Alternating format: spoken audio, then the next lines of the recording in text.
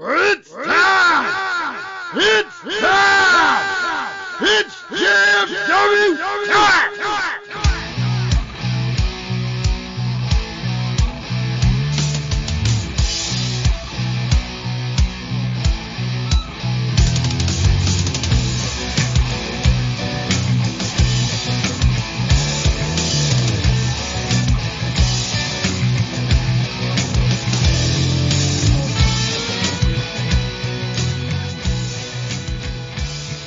Alright guys, it's that time to get started in the ring with the greatest faction in podcast history. Just Freak Wrestling, the JFW Podcast, hosted by Travis Steve. And I am the SCW High Voltage Champion, Nubby, the Amazing Turtle. 58 days. Yeah. And I am the man who's going to be one of three men that will take on the Idols this Saturday at Rocket Pro Wrestling Christmas Chaos, Pacman. I thought you were done talking about that. No, this is the perfect week to talk about. Didn't you say it on your last stupid ass fucking show that you talked about it enough, even though you brought up the fact you talked about it enough 4 times on that show?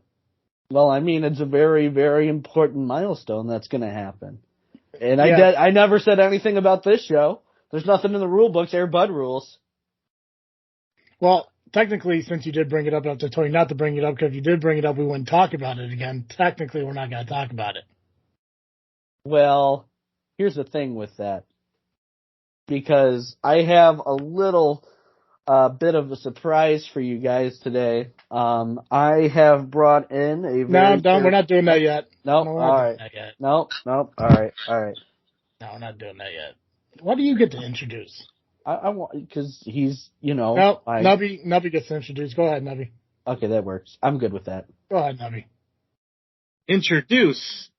Well, I shall. Ladies.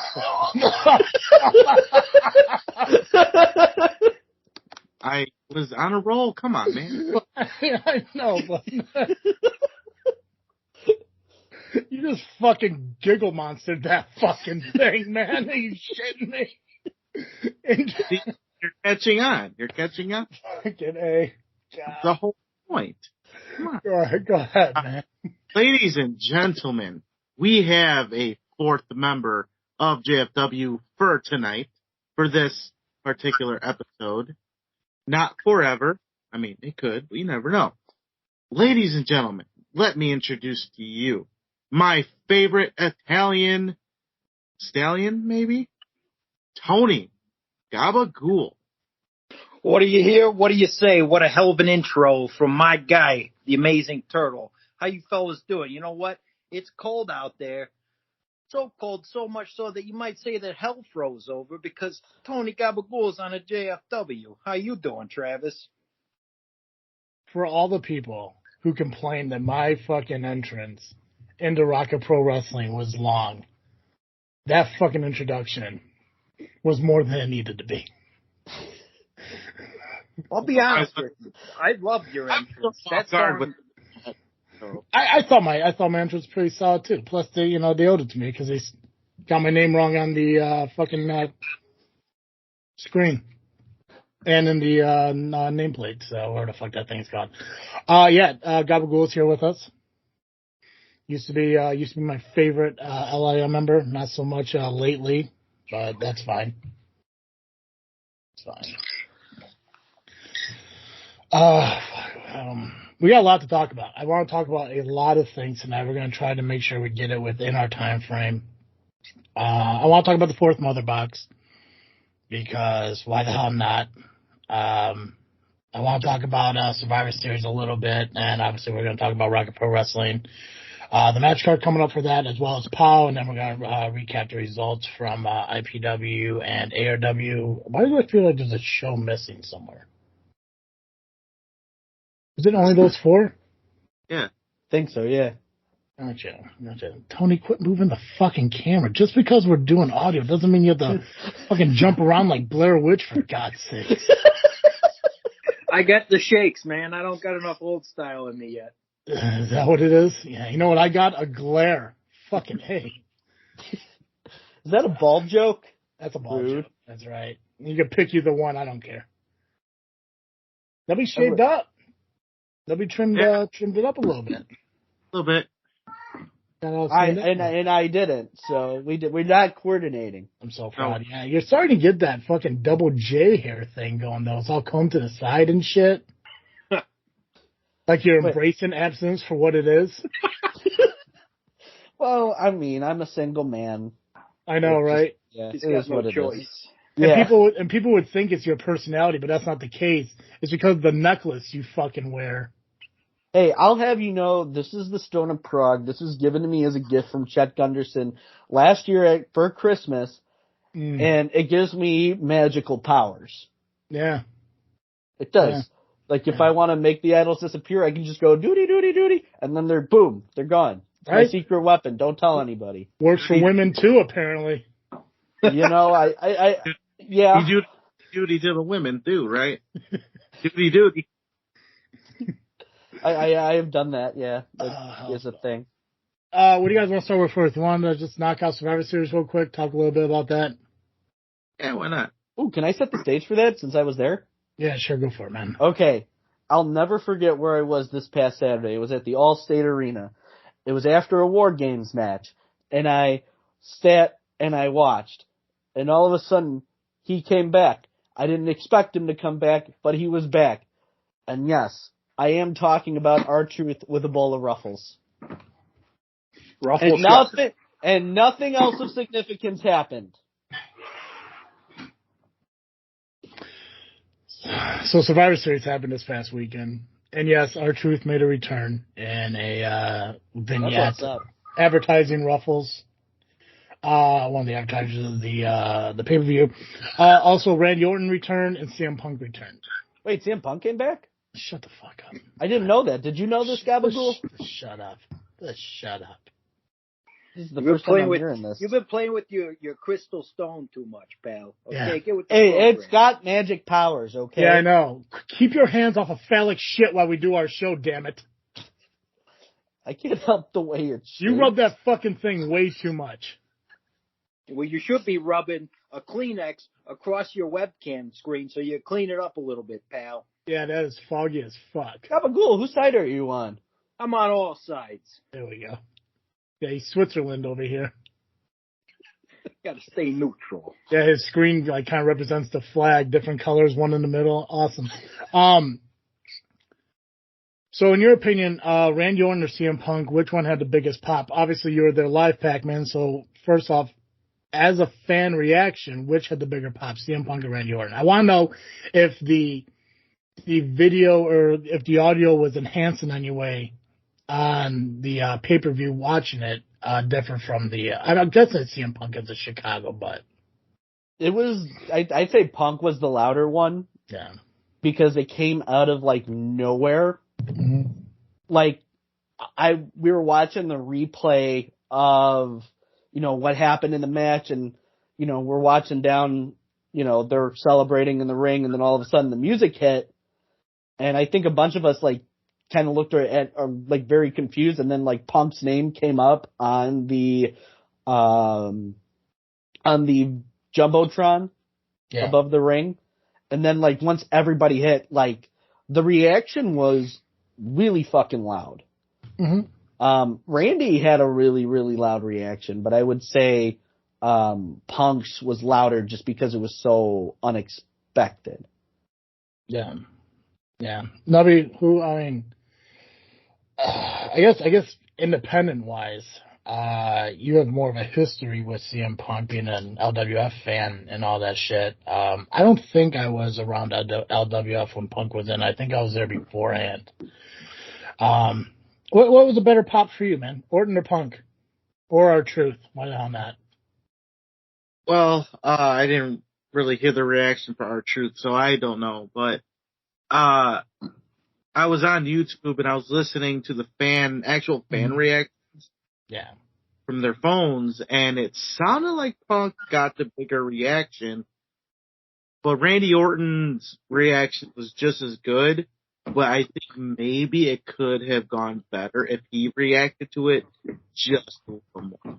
It's like he came out, looked around, and then he just pretty much went to the ring and kind of looked a little weird to me, had that weird look. I mean, he's a predator. I get it. That's fine. But it's like you just came back from being gone for 2 years. Embrace that. But you know what? Punk did get the bigger reaction, and it's because it was unexpected. People heard the rumors, but you know they did the same thing before, and Paul Heyman came out that time, and you know just to fuck with the fans. I was there for that. Yeah. What about you, Gabagool? Bigger pop for you? Yeah, I think I have to echo what Nubby's saying, but it does seem like Orton could have maybe high-fived a few fans, or like Nubby said, embrace the fans. He's gone for 18 months. We've been missing him on that roster, but if you think about it, since he's been gone, a lot of other guys have had a chance to shine. So it'll be interesting to see where he picks up the pieces and where he fits in. But with Punk coming back, it's been almost 10 years. And also, I also watched some of the fan videos. The reactions were crazy from people that were there in the crowd that were live. So, yeah, I got to say Punk with the bigger pop. I will say this with Orton. After the show, after like Punk left and Michael Cole was done holding Seth Rollins down, Randy stayed in the crowd talking to fans for probably about like 20 minutes after the show. I saw him down there, you know, talking to fans in the front row, taking pictures, signing autographs, that kind of thing. Yeah, it was interesting. Like Gabagool said, and a lot of people are saying the same thing. It's nearly 10 years since he's been in WWE, but it seems like a lot of people are forgetting the fact that he was actually with WWE a few years ago doing that recap show or whatever. I think it was more Fox than anything, so I guess that's where the technicality comes from. But he technically was on a WWE-based show, working like with WWE people. But, I mean, obviously, I think in-ring and stuff like that, he wasn't at shows. I don't know when during the pandemic that happened, if it was right before. So, like, audience-wise and everything, maybe not. But I think it's pretty cool that he is back. I know I believe he's supposed to be on Raw tonight. That was what they're advertising. Yep. The only other thing, obviously, Survivor Series is probably one of the better pay-per-views of the year. I think both War Games were phenomenal. Obviously, EO jumping off of the top and inside the garbage can, which she was the one that did the moonsault with that on NXT, right? Yeah, that's right. Okay. That was insane. So one question I do have, it's more for Nubby, but I would love to get your guys' opinion on how this works, since Nubby's more like in-ring knowledge and shit like that. Let's say Randy Orton didn't show up, okay? Mm-hmm. And Damian Priest cashed that briefcase in. How does that work? Well, obviously, how do you turn a 9-man War Games into a world title match? That's a good point. Well, as long as he pins the champion, he can win the title. But my question is, say what Damien's with Seth on one side, and say Sammy is with give me a guy, Drew. Yeah. And Sammy pins Drew. Now, Sammy's team technically wins, but the separate match still continues, in my opinion. Yeah. Well, that's what I'm trying to figure out. Like, does it become 2 matches happening at once, or is it like whoever gets the fall becomes champion? I think it'd be match within a match. I believe so, yeah. Right. But even then, just to play devil's advocate, if it's a match within a match, what if somebody else from the other team, Judgment Day, pins Seth Rollins? Do they get the belt? Right, because we saw Rollins cash in during a singles match that became a triple threat. Mm-hmm. So, like, how does that factor into, like, a War Games match? Or does it become, like, one of those, like, 24/7 kind of things, where it's like, yeah, Damian Priest will get the pin, become champion, but War Games still has to end in some way? No.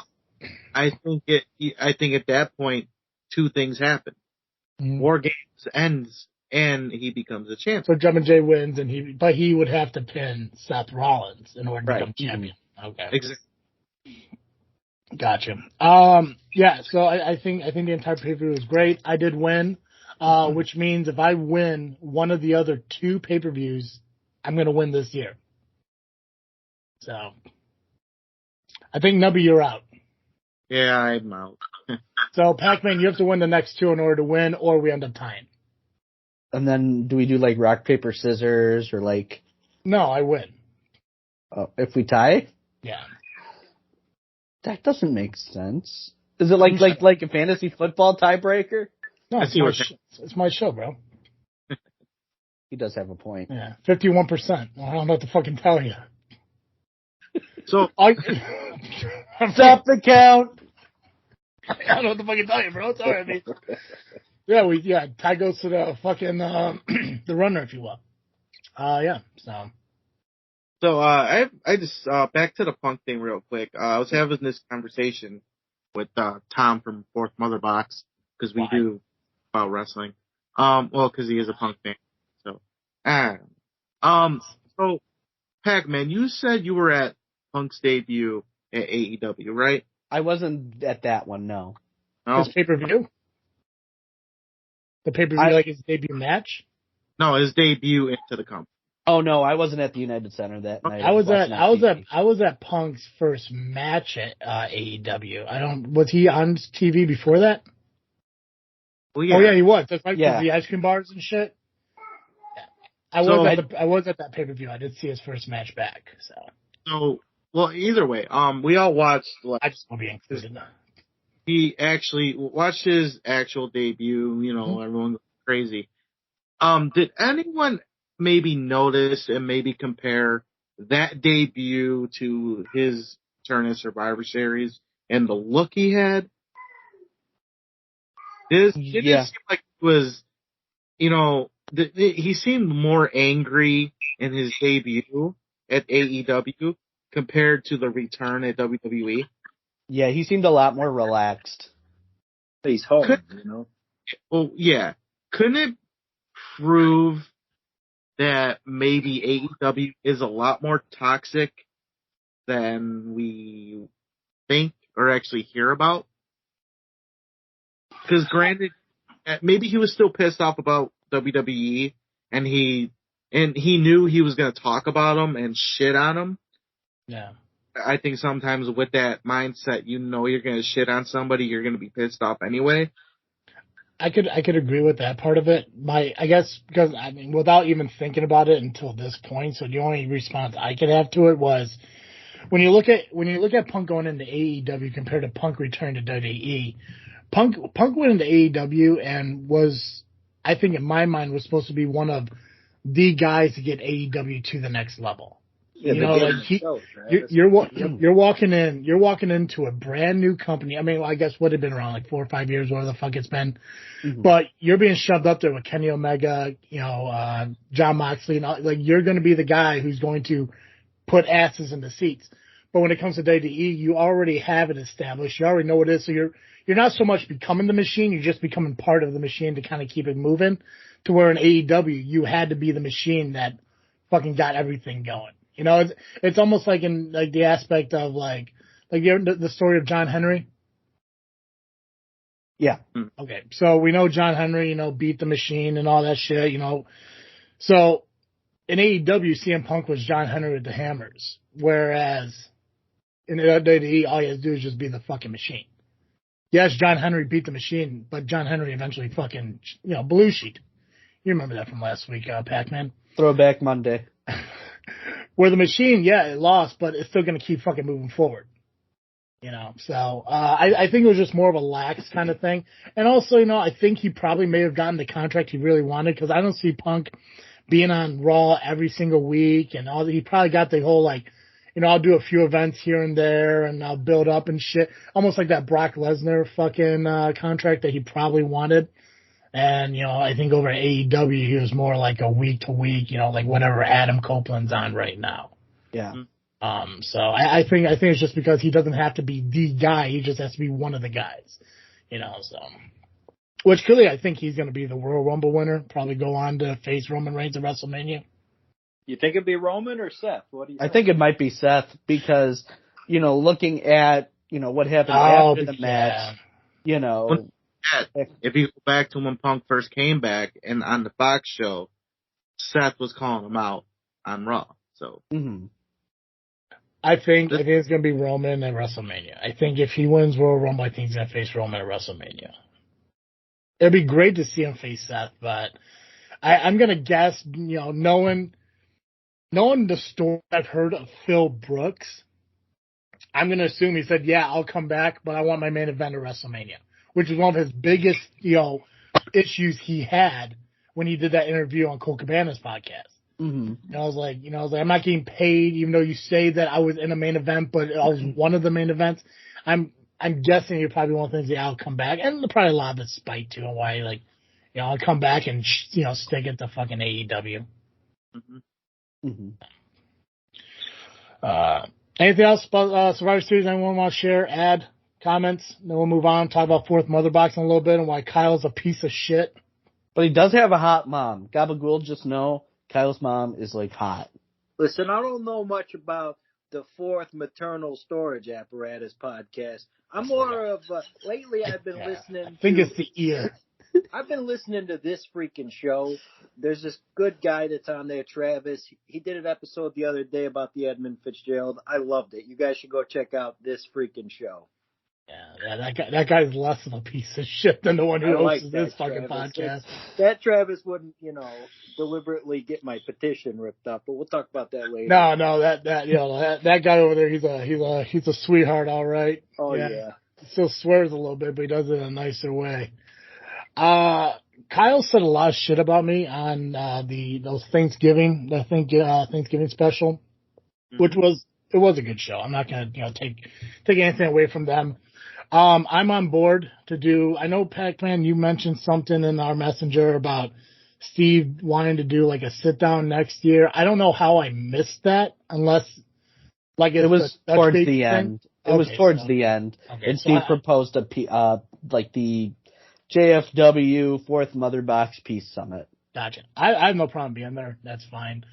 The only thing I have a problem with is Kyle sits there and he wants to talk about the kind of person I am. And that, first off, I don't sound like that fucking, what's her name from Monsters, Inc. You said I sounded like? I'm trying to remember. Mike Wazowski. Yeah, I just listened to the podcast and I can't remember her fucking name again. Because, perfect example, I'll ask you guys, how's my memory? Shit. Like a German Shepherd. Yeah. It's impeccable. My memory is shit when it involves things I don't care about. So, I can't remember the girl's name. I know exactly what I'm about to go. I'm watching Wazowski. Always watch it. First off, I don't fucking talk like that. Secondly, that woman ended up being like an undercover cop or some shit, so kudos to her. Spoilers! I haven't even watched it in years. Fuck. Who gives a fuck? Okay? So, I don't sound like that. Because the thing is, Kyle wants to talk about how if I'm going to say things or respond to things, I need to have accuracy and know what I'm talking about, which is fine. If you want to believe that I need to know everything I'm talking about in order to talk about it, that's 100% good. But don't sit there and say that in a show where you sit there and tell me that I think you're talking about the Baltimore Brownie in reference to me, which isn't fucking true. You say I need to listen to your show when I respond to it. Well, bro, listen to the show when you respond. I never said that you were talking about the Baltimore Brownie with me. I said I found it funny as a joke, but whatever, that you guys went to Urban Dictionary to look up a definition when I did the exact same thing 2 weeks ago. I don't give a fuck what you say as far as Baltimore Brownies, but I know you didn't say it about me. So that inaccuracy is on you, but that's fine. I don't fucking listen. Also, your list of things you said to Nubby, 100% knew all the fucking names you said to him. But I just didn't care to respond to them and repeat them because they weren't fucking clever. And to all these people who said they were fucking clever, they lied to you. Like your mother said good job to you when they hung your fucking, progress reports on the fucking fridge where it said, needs improvement, but hey, good job. You know how to fucking play patty cake, Kyle. Great for you, bro. And you want to talk about accuracies and how I need to be accurate about the shit I said when your fucking buddy Tom made up this entire bullshit story that makes no fucking sense about how JFW started. But sure, I need to talk about fucking accuracy. Yeah. Oh, Travis needs to know what he's talking about and be, and talk accuracy. Why I listen to 5 minutes of bullshit about me living above a bowling alley in the suburbs of Chicago. I don't even live in the suburbs of Chicago. I live 45 miles south of fucking Chicago my entire life. The only fucking bowling alley that's in my town doesn't have apartments above it. I couldn't remember the last time I shit myself, but if I did, it wasn't from over drinking the night before. Polecats isn't a strip club I would ever go into because I have more class than that. 390 or fucking Club O. Check them out. I wouldn't roll down any fucking hills because I'm not active in the sense that I walk fucking anywhere. I won't walk into a goddamn Denny's. They're garbage. Go to IHOP instead. And fuck Abdullah the Butcher for ever giving me any idea to anything 10 years ago, which is also fucking false. It was 7 years ago that's like 2017. Is that 6 years ago? 6 years. Where the fuck it was? 6 years. 2017. I didn't even know who the fuck Steve was in 2017. But yeah, I need to talk about my accuracies. Fuck you, Kyle, and your stupid ass fucking voice. Treated. Yeah, I'm good. You know, it's funny you mentioned accuracies. So he took what I said last week and turned it into something that I did not say. I mentioned Disneyland, but I mentioned that he went there, right? And then I said that the children were creeped out by him, and that's why there was a petition to get him banned. I did not say that you like children. No, that's like, if I were going to call you a pedophile, I would just call you a pedophile. Okay. And that's why you would have got banned, but I did not say that. So I think you're trying to tell us something, aren't you? And then Go ahead. Go ahead. No, go ahead. I was just saying, like, it's fine that he wants to say the things he wants to say. He's entitled to his own opinion 100%. But he can't talk about accuracy when he's inaccurate just to get a fucking joke. The only thing that he said that was accurate at all is no rap P-Trap. That is accurate. That was accurate. I have not done that. That is the only thing. And Pacman, that's on you 100% because they did get one over on us because you promised something you didn't fucking deliver. Yeah, it's your fault. In my defense, sure, I got dragged into the ring, and right now I'm still kind of doing training and stuff to make sure that I'm ready for Saturday. So I have had my attention and pulled in other places. So just know that after that match is over, like the next day, I'm going to be writing that rap. Gabagool, we may need to go back to the studio. You know, that's all I I'm was just saying. going to say, Pac-Man, I got an old friend from the old neighborhood, DJ Jump. He might be able to help you out, okay? I like that guy. All right. So. Another thing that's funny is Kyle a couple weeks ago said that I took something of his and turned it around on him. Well, at least when I did that, I was clever about it and funny. You just twisted some words and was completely wrong, and it completely sucked. And as for the short joke, you're only a half inch taller than me, and that's because you wear lips. You're really like 4'11". You look like a 12-year-old with too much gel in your hair. So like Damian Gray. Gray goes to the local McDonald's to get his grease.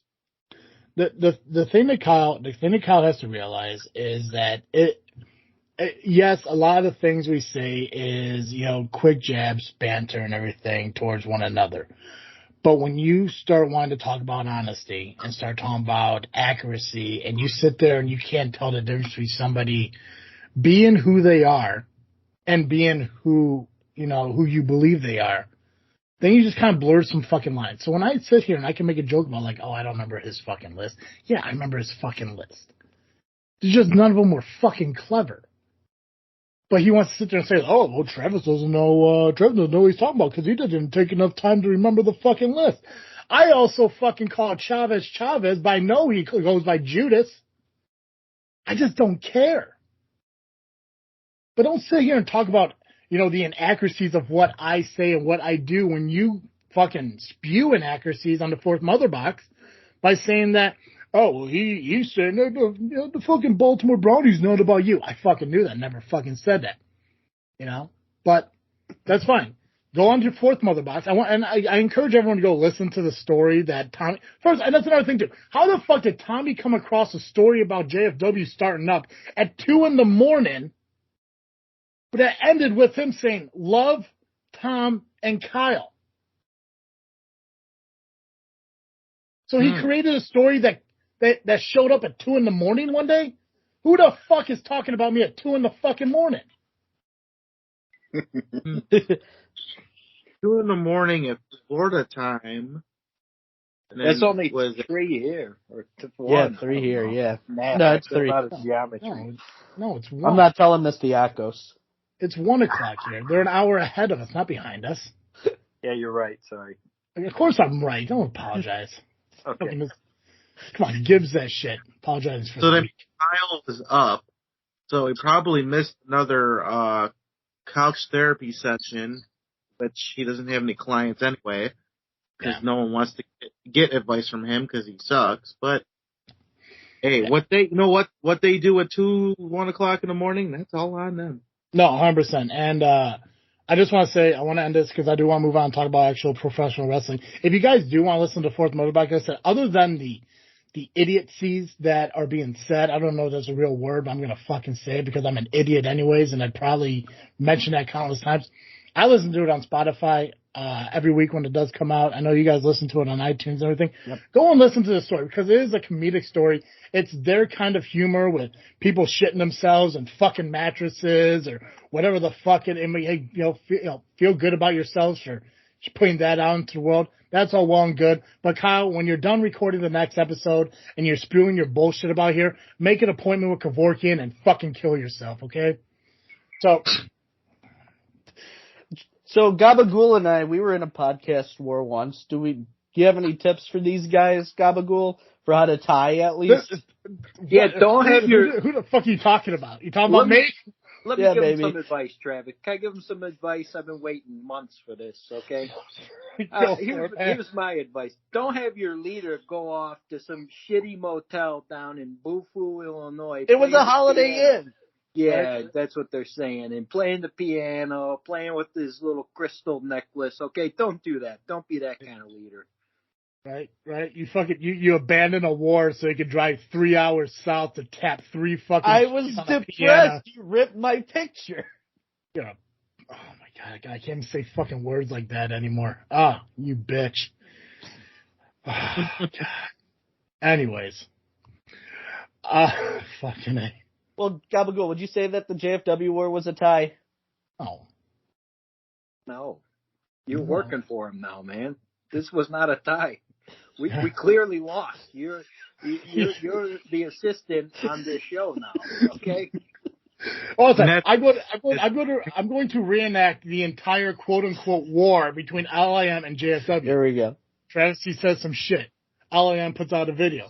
Travis says some shit. L.I.M put a video. Travis says some shit. Turtle joins L.I.M. Travis says some shit. L.I.M puts out a video. Travis tears a photo. Pacman puts Giggle Monster in fucking command. Giggle Monster puts out a video. Gabagool calls him a piece of shit. Gabagool stops the fucking wave 90 minutes later. And I win. Yeah, that's about how it went. Gabagool inadvertently joined my side without intentionally joining my side. And that was at the time where he hated Turtle because of some pizza or some goofy. Oh yeah, the pizza incident. Yeah. The fact that you had the fucking Giggle Monster go into we are going to throw everything at you. We're going to come out with everything we have. We will win this wave 3. 20 minutes later. Giggles, you suck. 35 minutes later. I'm shutting down Wave 3. We need to come together. Woo! What a fucking leader. Gabagool, thank God you are officially the second in command now of the L.I.M. So Giggle Monster couldn't destroy what was already slowly dying at his fucking, with him as any type of fucking leadership in L.I.M. You know, I'm out here doing God's work, man, making petitions and shaking babies and kissing hands. So it's not that easy. Oh. Speaking of things, Gabagool, you say you listen to our show, correct? Yes, sir. Every week? Just about. Just about. Sometimes I need to not listen so I can get something done. So, want to do God's work? Tell the people about our sponsor. Hey, listen, guys, you can get on CarterComics.com right now and listen. It's not a one-time deal. This isn't. Is it a promo code or is it not? Crushing it, bro. This is where I get confused, you know. Promo codes are one-time uses. Discount codes can be used forever. And we have a discount code. Carter Comics, you can do it. These guys are clutch. If you need comics, they're graded, right? Graded or raw. Or raw. See, I'm a Monday Night Raw kind of guy. I right? like this. Plus, you have a child. Yes. So you know what Raw is all about. Gordon Ramsay was telling me, this is Raw. Okay. Couldn't serve it. Well, well, you tried. Good enough. CarterComics.com, your one-stop shop for all your comic needs. Graded or raw, Carter Comics got them all. Discount code FreakNet will get you 10%, whether it be their website or their 4 different eBay accounts. You can find those at their homepage. Okay, let's talk about some results. Let's talk about some match cards and everything because we need to do that. So let's do ARW first since that happened this past Wednesday. It did. A Black and Blue Wednesday. I was there. Yeah, I wasn't. I wasn't either. I had a seat saved for you and everything. And listen, man, you know what? When it comes to either going to a wrestling show or cashing a paycheck, I'm gonna cash that fucking paycheck. All right. Until you help me turn this into a viable career, Travis got to cash those fucking real world paychecks. All right. Or I win the lottery. Either way. That'll work. Either way, Pacman's getting fired. I mean, what did I do? Hey! It's the spring budget cuts. Yeah, people have to get released. Just happens. But don't worry, I'll bring you back in 4 months at half the price. It's fine.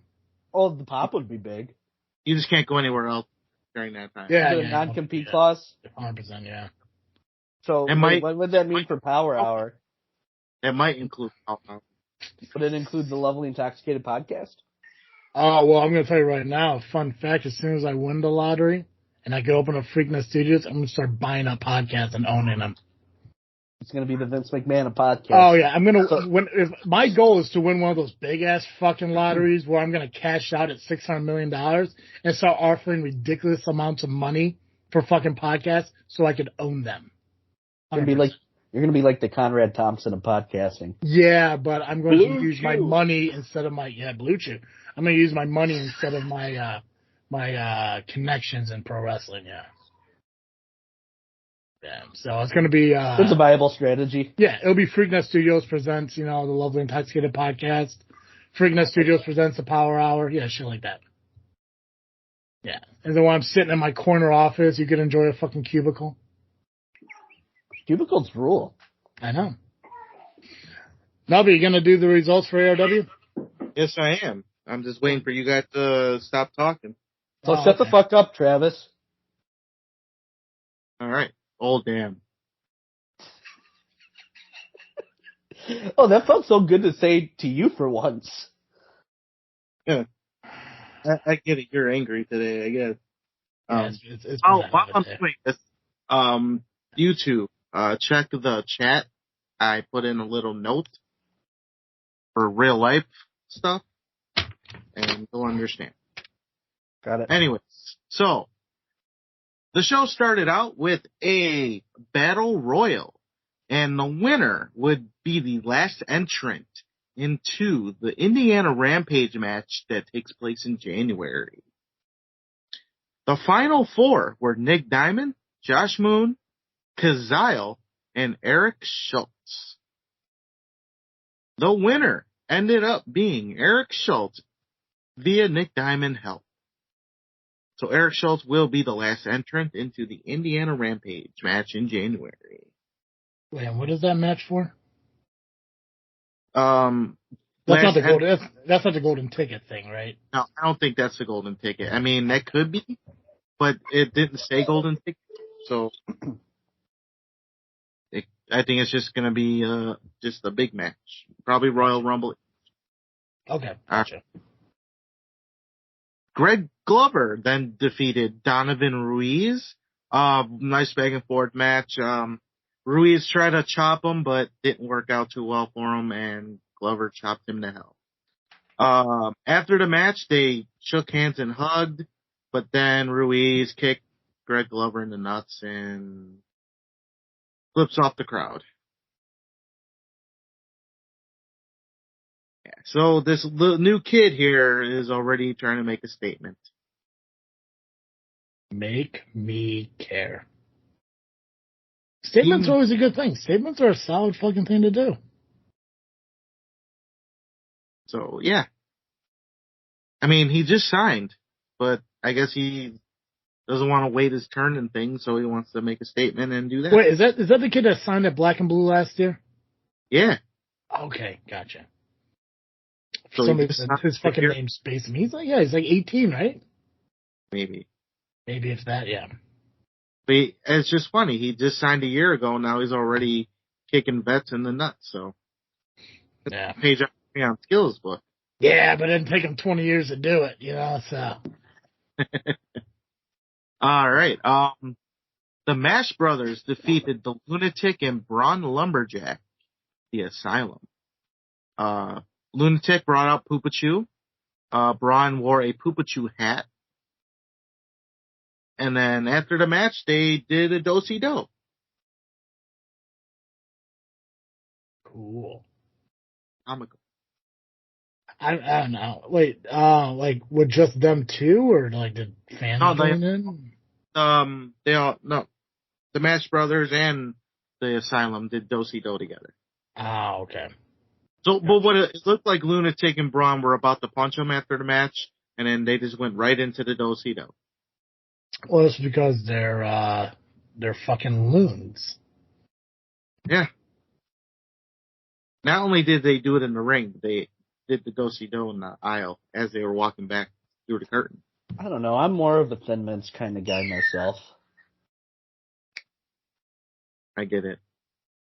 Oh, is that a Girl Scout cookie fucking joke? That was indeed a Girl Scout cookie joke. Is that the same shit you used to stay at the doors when you were selling them as a child? No, I spilled the popcorn as a wee blow. Hey, you're supposed to mute that thing when the horn goes by, pal. Yeah. Speaking of wee blow, go blow yourself. Go ahead, Nubby. Speaking of fitments, is anybody got any? Who the fuck is yelling in the back? Is that Danny? Fucking Danny in the back, fucking having a hissy fit because he didn't get his mashed carrots? What the fuck? Wait, you got Danny in your basement? It's baby LaGreca. It's feeding time. You know, get a feed fucking what did I the little call mongrel. that child? What did I call that child? I called the stupid baby. You called me stupid baby guy. Oh, the evolution. Look how far we've come. Yeah. Evolution is a mystery! Nubby, what'd you say, man? Does anybody have Thin Mints, or does anybody know how to get some? I'm going to need... You might want to ask... Well, maybe don't ask them. Never mind. I will not. I think I know where you're going with that. No, I don't want to ask them. Yeah. Don't want to talk. That's fair. Pro people? Anybody. Yeah. I don't know, dude. I remember back in the day that Girl Scouts only sold them at one time a year, and now it seems like they pop up like every fucking 3 months. But every time they pop up, I've already committed to like a diet where like I had to like keep off of sugar and shit. And now I think they're like $7 or $8 a fucking box. And, like, criminals. It's like a cash bullshit. grab. Yeah. It's like a cash grab. Shitbags. They've been doing candy lately. Fuck Girl Scouts. Idiots. Speaking of, I don't want to segue that. Whatever. I just had a group of fucking adolescent fucking girls to fuck themselves. I don't know. There's no way of fucking segueing that. No. Well, they probably don't listen to JFW, so. And they can fuck Justified. Which you can get the brand new Fuck Yourself t-shirt over at tpublic.com. Search JFW. Angus what is the next match? Angus McDuff defeated Joey Dalton. After the match, Angus attacks Joey. He does get saved by Quinn, but then Quinn turned on him again. Then, can't believe this. Can't believe I actually have to say this. Wade Evans defeated Dave Allen to become the new Indiana State champion. See, if you just did that match next, it was segue perfect from bitchy little girls. Traded. Yeah, got a point. Yeah. He did have help as referee got knocked down and Sir Flex-a-Lot and the other guy who does listen to our show got the involved. Good one? The good one? It's pretty funny how he's the better workhorse. Right. He just has to learn to breathe with his mouth closed. He's got to do something about his voice. Go through puberty already. Right. Yeah. Climb off your fucking cousin and go to a fucking, a voice teacher of the fuck they're called. Oh my god. But yeah, that was unfortunate. You okay there, Pacman? Don't ask me, ask Gabagool. The I'm laughing because he's laughing. I like that. That was good. I mean, he says we gotta talk about him more to get fucking views over here, so I mean, hell, it is what it is. All right, so Muggsy James defeated Ivan Manson. Ooh, cleanly? Well, I say clean in the family way, if you will. So, sounds like a workhorse thing. Clean in the family way. Solid. Perfect. That was good. Ivan Manson grabbed his chain while Snake Manson had the referee. Muggsy grabbed it from him and used the chain on Ivan and got the win. There was no Charlie Jr. Apparently, he started Thanksgiving early and got sick. Gotcha. I know it was probably best that he wasn't involved in this. I would have preferred nobody got involved in it and to find out once and for all who is the better man. I mean, I'm not going to take anything away from what Ivan's done in this business, and I do look forward to hopefully one day sitting down and doing that part 2 we're supposed to do in the summer.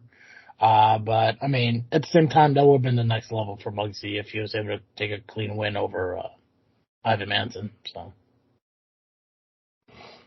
Pacman, do you happen to have a stopwatch? I do. Can you pull that up real quick? And Sure. I need you to time this little issue. Don't you worry. I'm getting really good at this. All right, and go. All right. So next match was Scumbag Army, the POWW, Max Sinister, taking on Machine and Tristan Hayes. Now this feud has been going on for a while, thanks to Youth Gone Wild starting it with J Flywheel, as they stole the stuff, thinking that some random fan took it, but no, it was Youth Gone Wild all this time. Last month, the Scumbag Army actually took out Buddy Roberts Jr. and hurt his leg. So, Max and BOW came out through the crowd, got in the ring, and then Machine and Tristan came out. They wheeled Buddy Roberts out in the wheelchair. So he was there. He didn't want to miss this fight. I mean, you would show up too. Yeah, I mean, 100% I would have been there if I didn't have to, cash some checks. So. Yeah. And this match was very hard hitting. Seeing Machine make his official return to ARW was fun. Yeah. I mean, we saw him at Rocket Pro last time, but seeing him at ARW, one of his homes, is pretty cool. Machine didn't lose a step. Still the same Machine as we always know. During the match, BOW decided, let's go mess with Buddy Roberts. So he went to go mess with him, grabbed the wheelchair, and wheeled him through the curtain and knocked him off. Then BOW sat in the chair and just taunted, Tristan while Max was beating him up a little bit. But Buddy Roberts Jr. came back out with a crutch and whacked BOW with it. Then Buddy got in the ring and whacked Max with it, and there was a disqualification. Then Tristan Hayes went out by BOW and super kicked him right back into the chair. And then they beat up Max a little bit more, and then Machine got on the mic, said that this wasn't about winning, it was about kicking ass, and that's what we did. Or, something like that. They kicked their asses. So the winner was BOW and Max Sinister by disqualification. Stop the clock. How long was that? 2:56. Over 2 minutes, Max. Kiss my ass. Wait, what? He wanted more than 2 minutes, so I gave him more than 2 minutes. 2 minutes for what?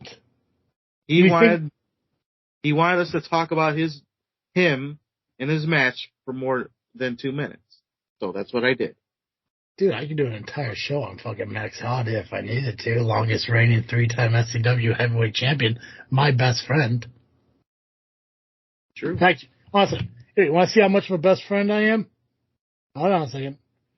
While he's looking that up, let me tell you something. Yeah, fucking say some stupid shit. With this Blue Chew, you can last more than 2 minutes. That's okay, I'm done. Yeah, I'm good. Because you're just proud because you finally learned what that was at when we recorded the last podcast. Yeah, this guy tells me, I need you to chant Blue Chew into the microphone. I'm pretty sure we went over 3 minutes with that now. Thanks to Travis. Well, yeah, it's Max Holiday, dude. And I feel bad because I always made the joke that I talked about him every single show, and I just haven't lately. But that's on me. So shout out to my best friend, 3-time longest reigning SCW heavyweight champion. Which, by the way, remind me before we end the show tonight, I have to talk about SCW. Hey, Travis, remember you have to talk about SCW. Fuck up, Pacman. Okay, all right. I'll save that for later. You stupid ass. God. Okay. Hey, you said last week I'm a better idiot. The fuck up, Pacman. Go ahead, Nubby. Okay. All right, so let's get through this. Next match, it was Joey Boom Boom defeating your boy Chavez via submission. Chavez tapped out to his dad. The ref threw out the girl. And I apologize to the girl because not only is she associated with Chavez, but I forget her name every time. So she's just the girl for now. You know why I forget her name? Because it's irrelevant. Oh, so Kyle. I don't care. Yeah, no one gives a shit.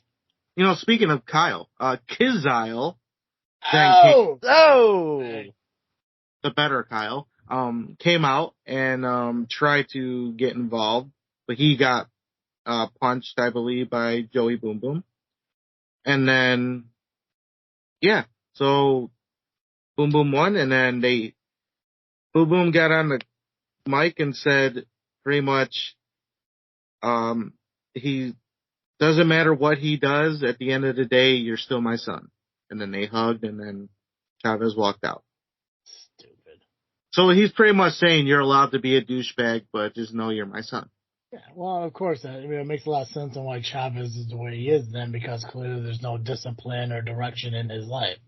Oh, you want to act like an asshole, but I still love you. Fuck that. Beat the shit out of the kid. Gabagool, tell him.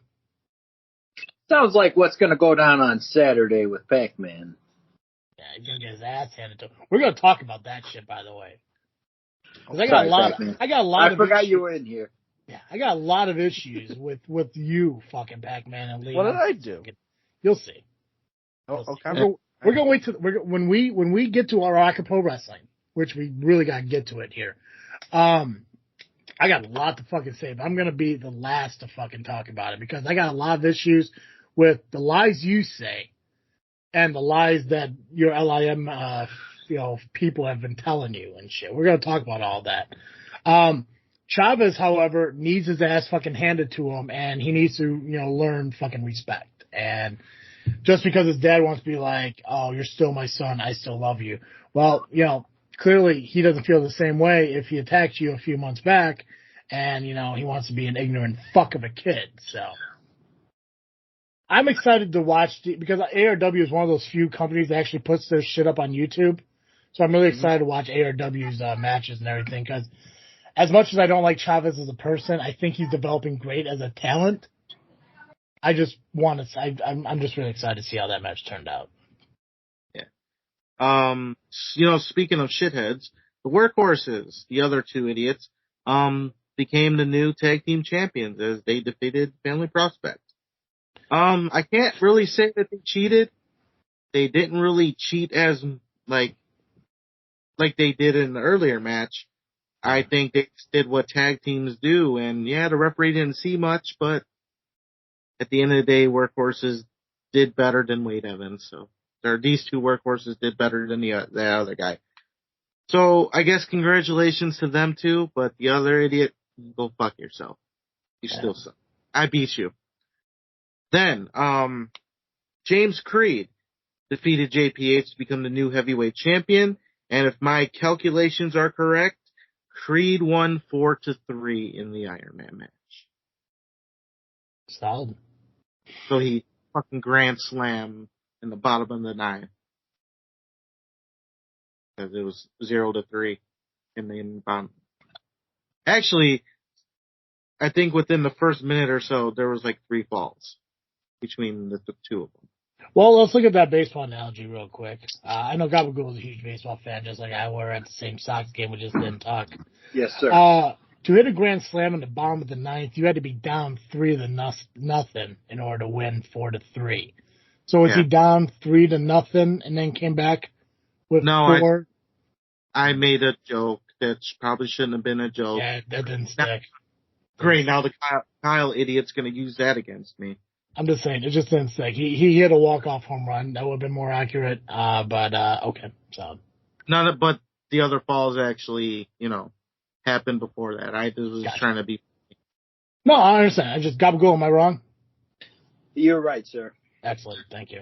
I'm trying too hard, apparently. Yeah. Pacman's over there. Pacman's over there Googling what baseball is. How'd you know? I keep seeing about this guy who when he plays first base. Is that true? What? Is that guy who? What's on second? Yeah. Well, what about third? Well, I don't care about who's on third. I don't know. No, I thought who was on first. Oh, what's on second? I don't make it to third often. Not true. Okay, IPW. Let's get the results for IPW. All right. So I want to get, even though I know Power Hour tomorrow is going to do a lot on Rocket Pro Wrestling. I know you guys did Rocket Pro Wrestling in yours. I do want to talk a little bit extensively on it, and we're at about the 58-minute mark here. So I'm going to cut out some details and let the Power Hour just explain more of it. What the fuck you drinking over there, Gabagool? Well, I ran out of old style, so I guess. Oh, is that your wife's beer? You know it. Gotta watch my figure. Only 95 calories. Hey, man, dude, I drink seltzers. So I got nothing to fucking say, man. All right, so let's get to it. IPW happened yesterday. Rian came out,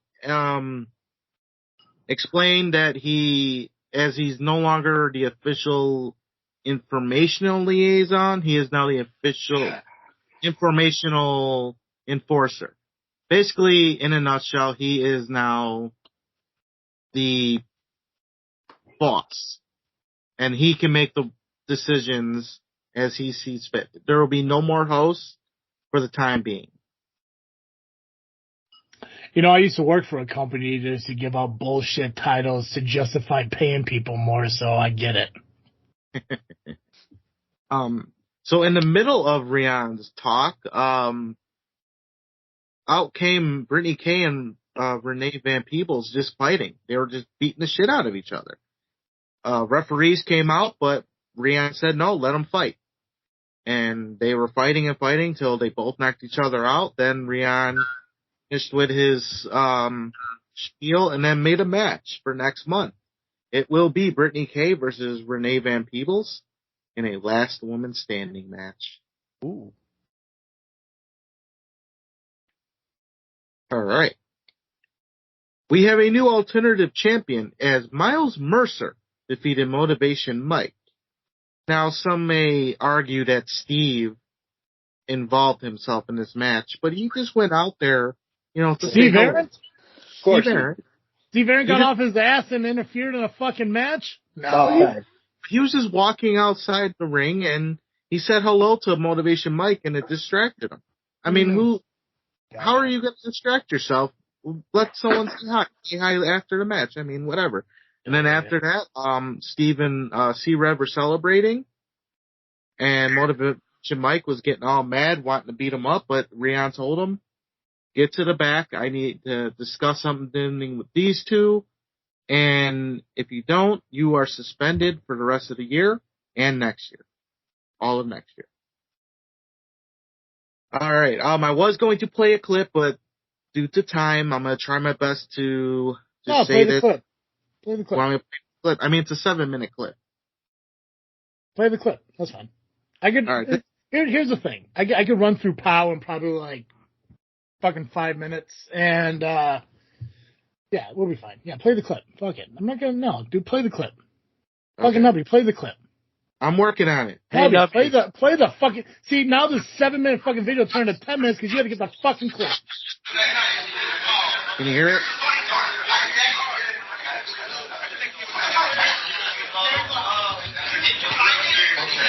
I don't know what they're saying.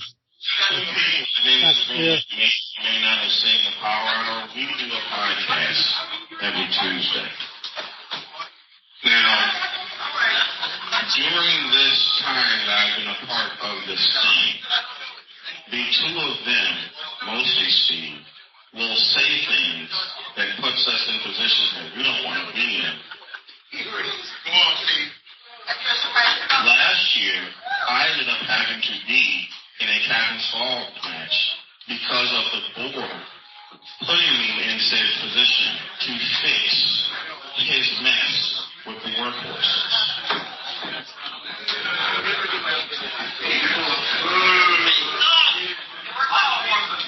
I want to make this clear, because just in case people haven't figured it out yet, while I am not informational liaison in a normal sense, they had allowed me to be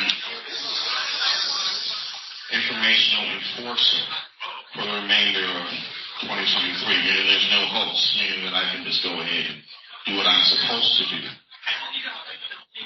With that being said, just so everybody knows what's happening, I'm going to be giving out gifts. Because I understand that Christmas is 1 week after Captain's Fall. So the way I'm going to handle this is I'm going to give everyone's gift now.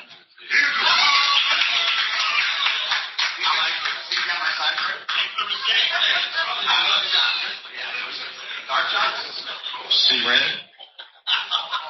You've been doing whatever you want to to do, ever since you have wrestled Damien Gray for the league championship this past summer. And while I understand that you have been very fiery, and as you said last month, you're from Englewood, so you have carte blanche to go ahead and do your thing. That was prior to me being informational enforcement. The IE is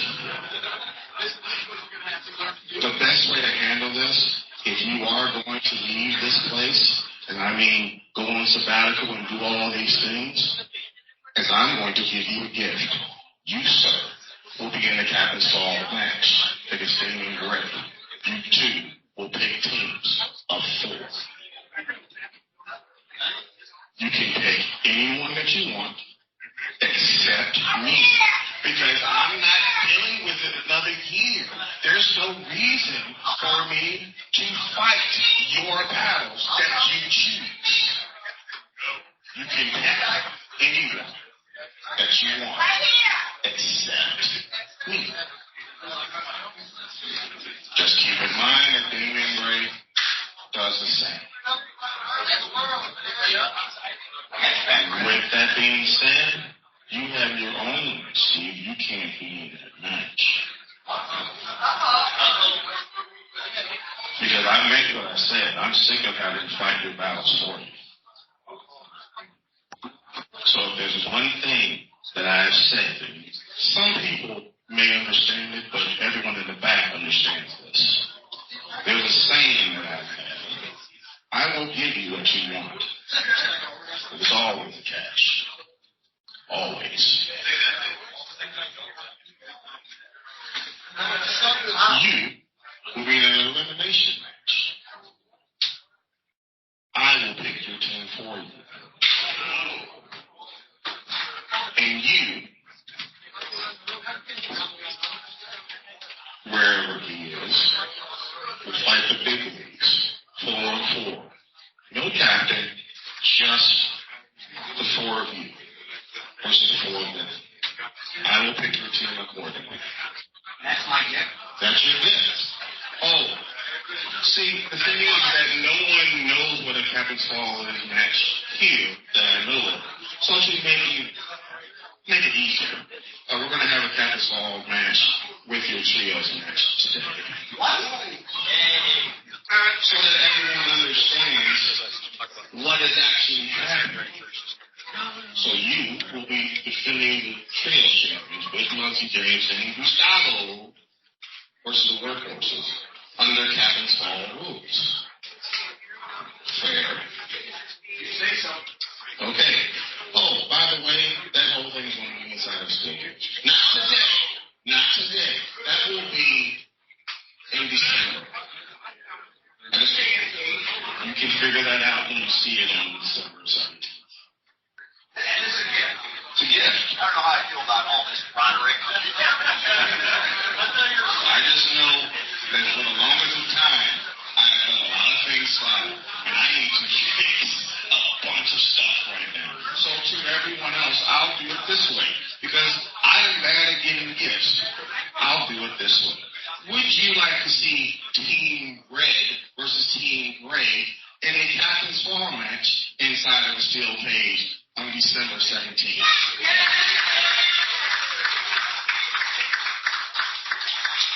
Would you like to see Steve and his team versus the big leagues in an elimination match inside of a steel cage on December 17th?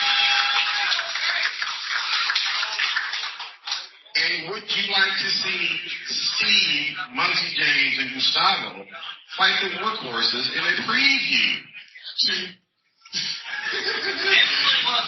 Captain's Fall today?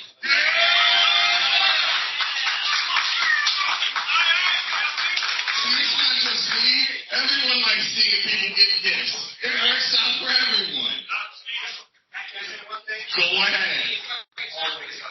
It's the team. You got to not fight me right now.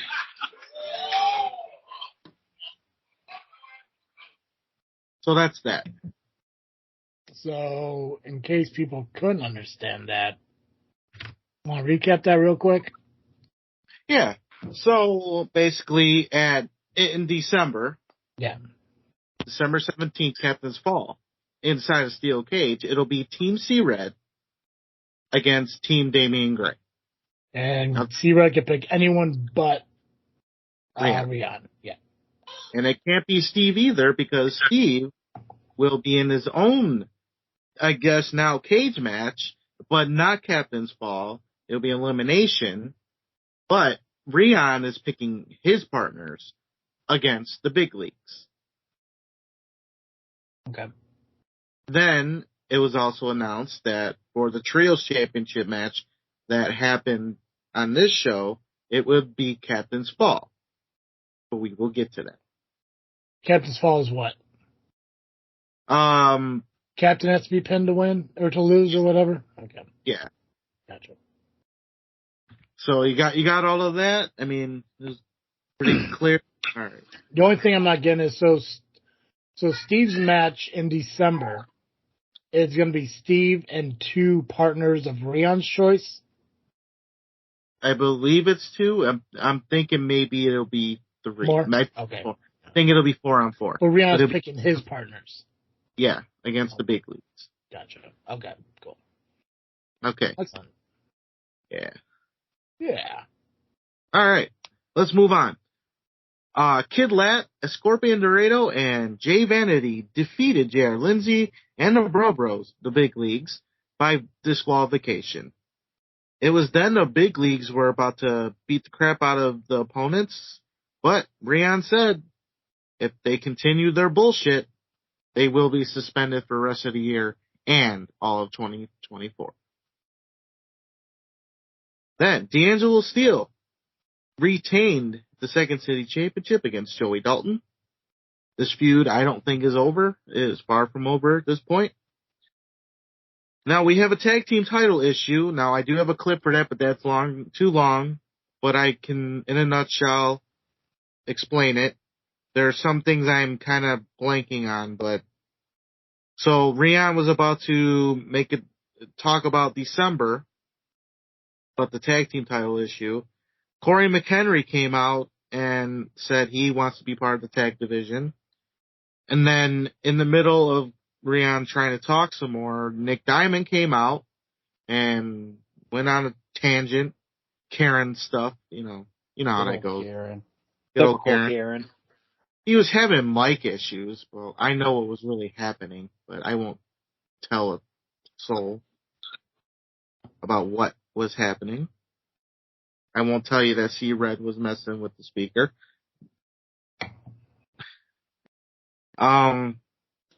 So basically, because of what happened when the titles changed hands via Miss Larkin, because of her schedule, she is no longer able to make IPW events.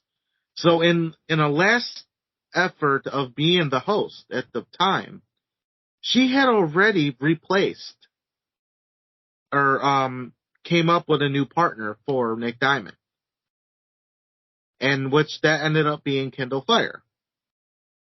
So then Rian was able to make not make a decision, but explain his thing about the tag titles, that the tag titles will be defended in December, but they will also be defended on this show. Now, Diesel Trex is involved in some way. I'll have the Power Hour explain that part. It's on the clip, but we ain't got time to play that. So for this, right now, Rian announces the tag match will happen right at this moment. Kindle Fire, Nick Diamond against Corey McHenry, and out comes Jay Thunder. However, Kindle Fire and Nick Diamond retain the titles. Go figure. They did shenanigans as usual. Alright, next match. Well, I guess. Quinn Whitlock, however, came out to the ring and announced that his opponent did not show up. So he was trying to figure out, well, what to do. Do I go home or do I make a challenge, whatever? Then a familiar person's music hit. Gabagool, can you guess who that person was? Oh, if I had to guess, I think it would be my adulthood hero, the Amazing Turtle. You are correct, the Mundo. My music did hit. I went out there. Fucking Mark. God. Oh, I am. Hey, listen, I'm a lonely, intelligent Mark, okay? I'm in the L.I.M.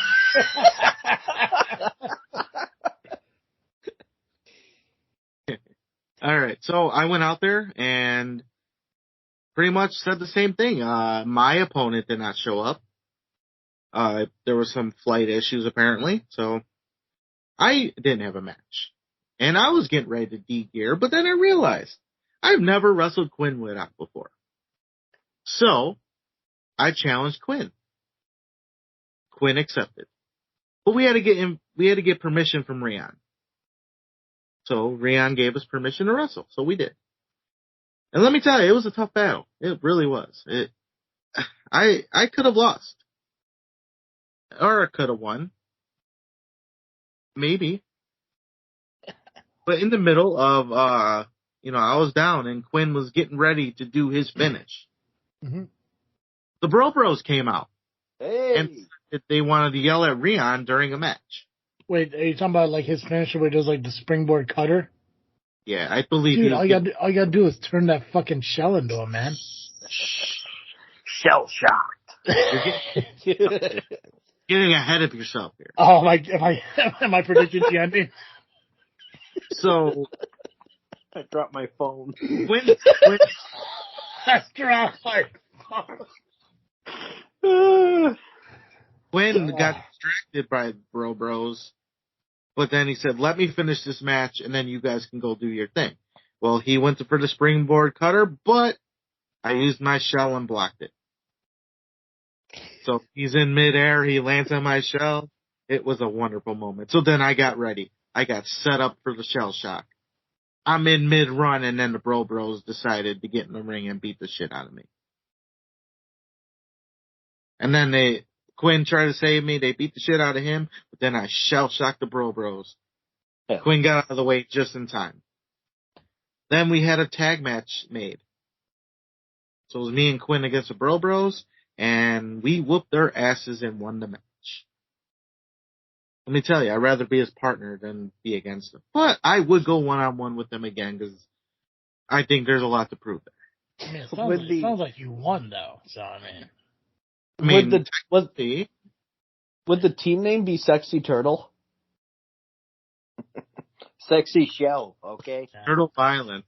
Turtle Violence. For those listeners out there who are part of PETA, you could direct all of your messages to Pacman, care of Pat Ackerman at Facebook. We do not condone sexy turtles here on JFW. Hey, I'm not into it. I'm just thinking of names. You gem-wearing freak. Yeah. All right. You and your gems. It's the Stone of Prague. So then, that means. Then the Trios Championship happened. Steve, Gustavo, and Muggsy defeated the Workhorses. Steve was the captain for his team, and Mikey Peterson was the captain for his team. Go figure. Well, actually, that was the better captain, honestly, right? Wade, they definitely would have lost. Yeah. So they did the right thing. 100%. So still Trios champions here. Then it was the Marche Rocket Open Challenge. Damian Gray answers the challenge. Of course. However, Rian said, well, if you're going to answer this challenge, you're putting the league title on the line. Because it's been true that Damian's been, avoiding defending his title. As much like the Workhorses, and Rian's not dealing with that bullshit anymore. Yeah. Sounds about right for Gray. Yeah. So he did put the title on the line, and the match happened. However, Marche wins by DQ as the Workhorses decided to interfere. Not surprised, though. Not surprised. Bloodline's been doing that shit for a while now. But what is surprising is C-Red and Miles Mercer coming out to save Marche. Miles had a port. Miles had a 2x4. and C-Red had a handicap sign that was still attached to the metal rod pole thing. He just ripped it out of the fucking front of the building. Yeah, so he just like, oh, Marche getting whooped by workhorses. Damn it, pulls it out. I think it might have been in front of my car because I parked there. No, I don't. I swear. They came in, harassed.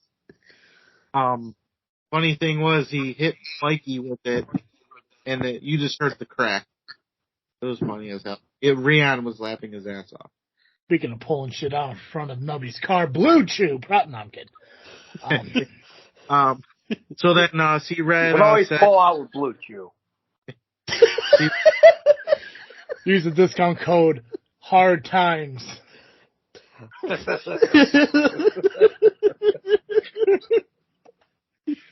So obviously Damian Gray. Fucking way to be the fucking team player here, Nubby, just going with it.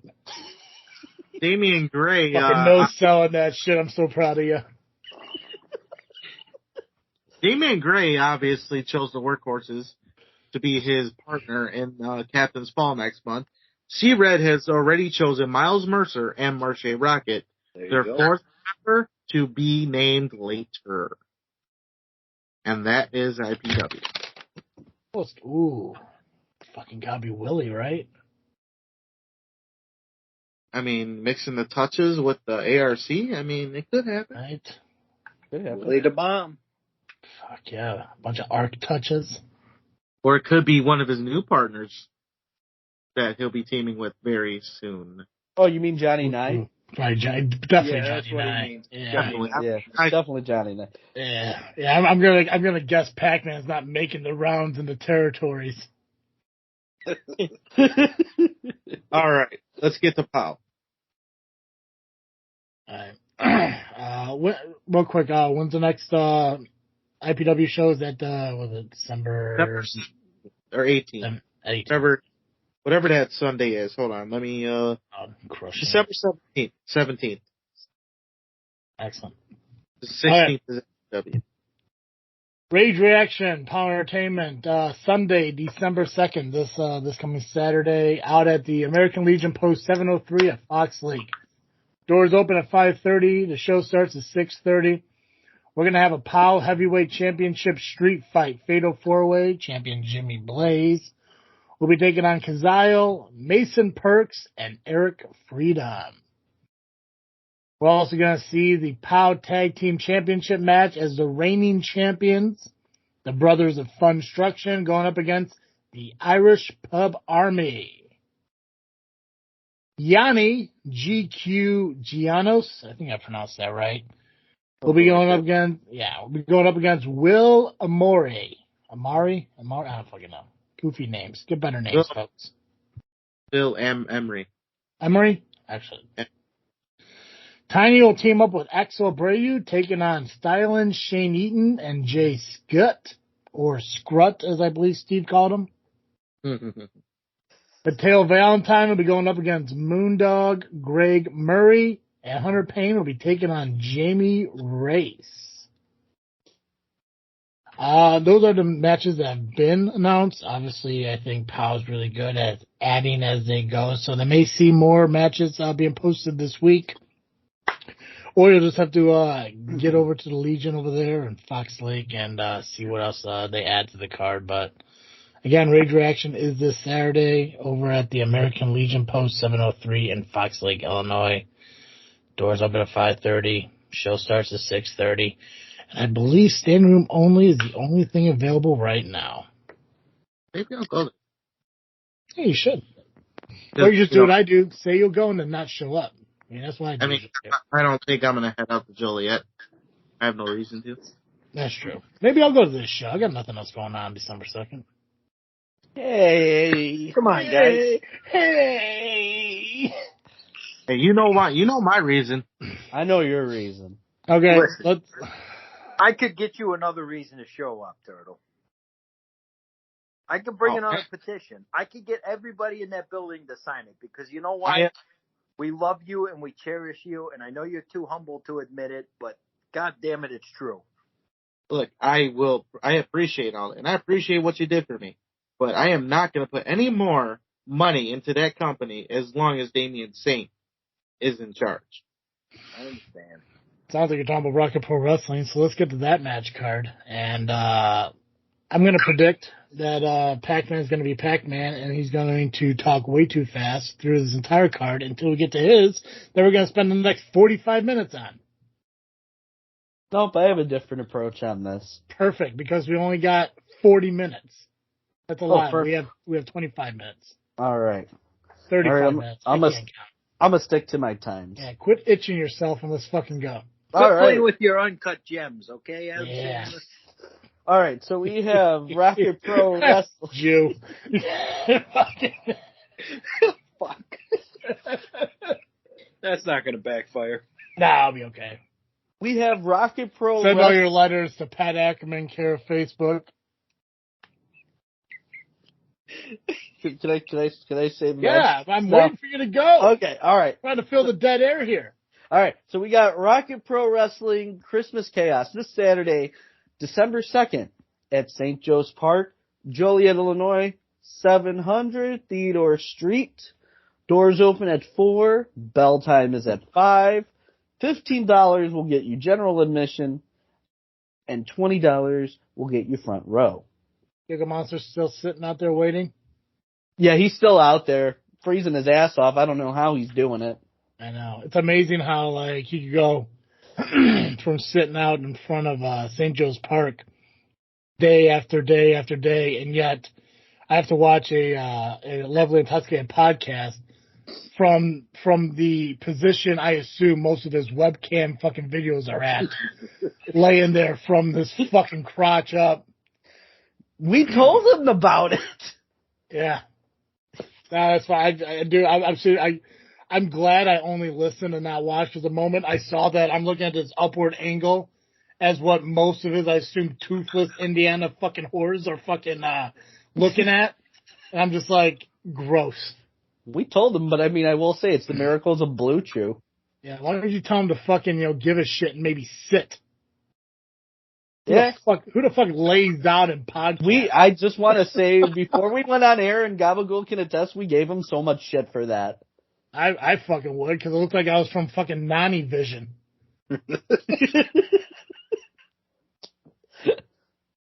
But speaking of Smiley McGee, this is a match that'll make people smile. We got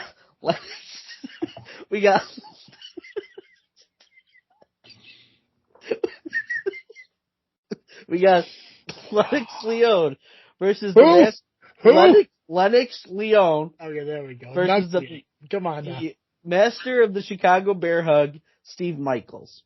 Gotcha. So Lennox is making his debut in Rocket Pro, and obviously Damian Saint really is standing behind Steve Michaels a lot, as it seems. Was out in the corner with him last month in his match against Darius Luttrell. So where's the undeniable going to come into play in this? Honestly, probably shoving their cane in somebody's face. That's true. Making Pyro come out of the post. Do you think that maybe, like, this is kind of like a prove yourself kind of situation for this newcomer? Like, maybe they're looking to grow Undeniable and see if he has what it takes to withstand, a beatdown? I mean, I know Saint's always trying to grow that, and with, J-Beck always telling people to follow Damian Saint. Oh, God, yeah, that fucking dude. The bounce check. Yeah. Yeah. You're welcome. Jinx, you owe me an old style. He's got Michelob Ultra, Gotcha. which I'm glad. I'm glad he's worried about the calorie count, but he's drinking as much as a fucking old style would be, anyways. Just like, what's the difference at that point, man? Just gotta save some room for the Blue Chew later. Okay. There you go. God. Shout out to Mrs. Gabagool. Yeah.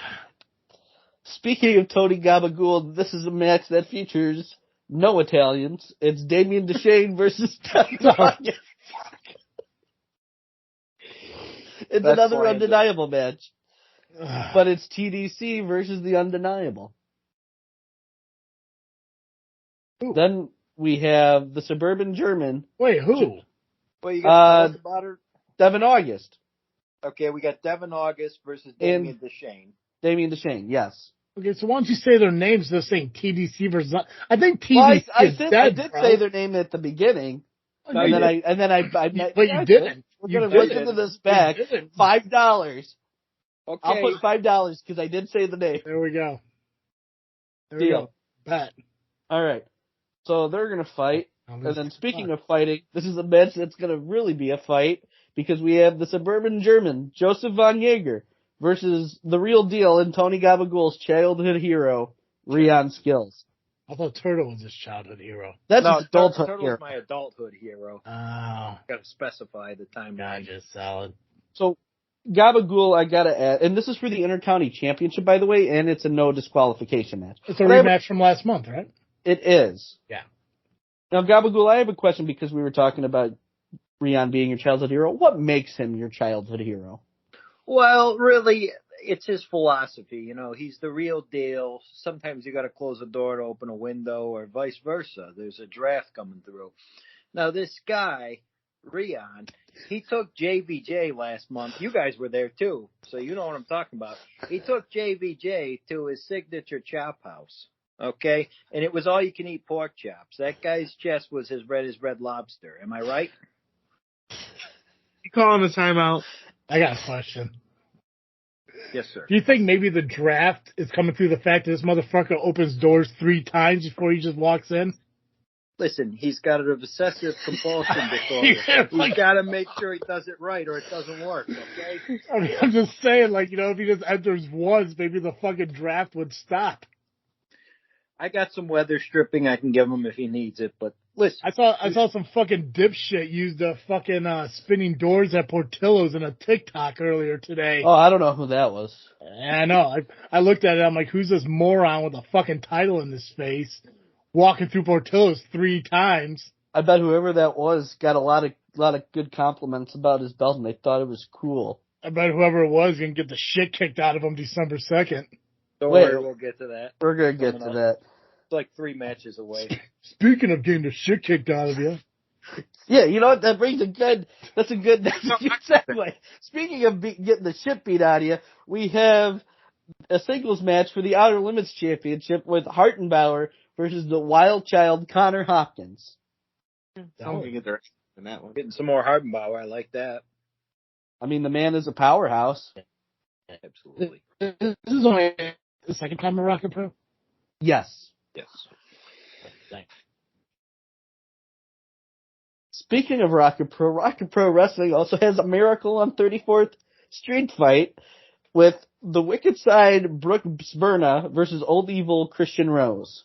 I'm kind of upset about this match because you guys, again, you were there last month. It was advertised to us as the paying fans. Like that. They said it was going to be, I forgot to pay the ComEd bill match, and now it's this Miracle on 34th Street fight, and I'm like, Yeah, what the fuck? just don't send the bill to ComEd, all right? They get enough money in bribes up in Cook County, all right? I mean, the lights could be out on 34th Street. I just don't. I just said, when did they make this decision? Because I just listened to an L.I.M podcast. They called it a lights out match. That was recorded prior to the match change.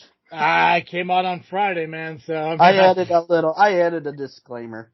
God, if only you fucking released your shit the night of, like some people do. I have a lot of editing that needs to be done. If you should fucking edit out Gabagool and his fucking angle that he fucking took.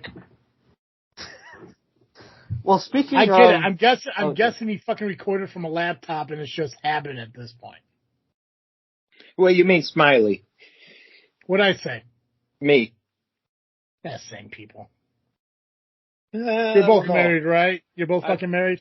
I procreated. He has not. Ah, that's I got the power of the blue chew. Yeah, and you have a penis.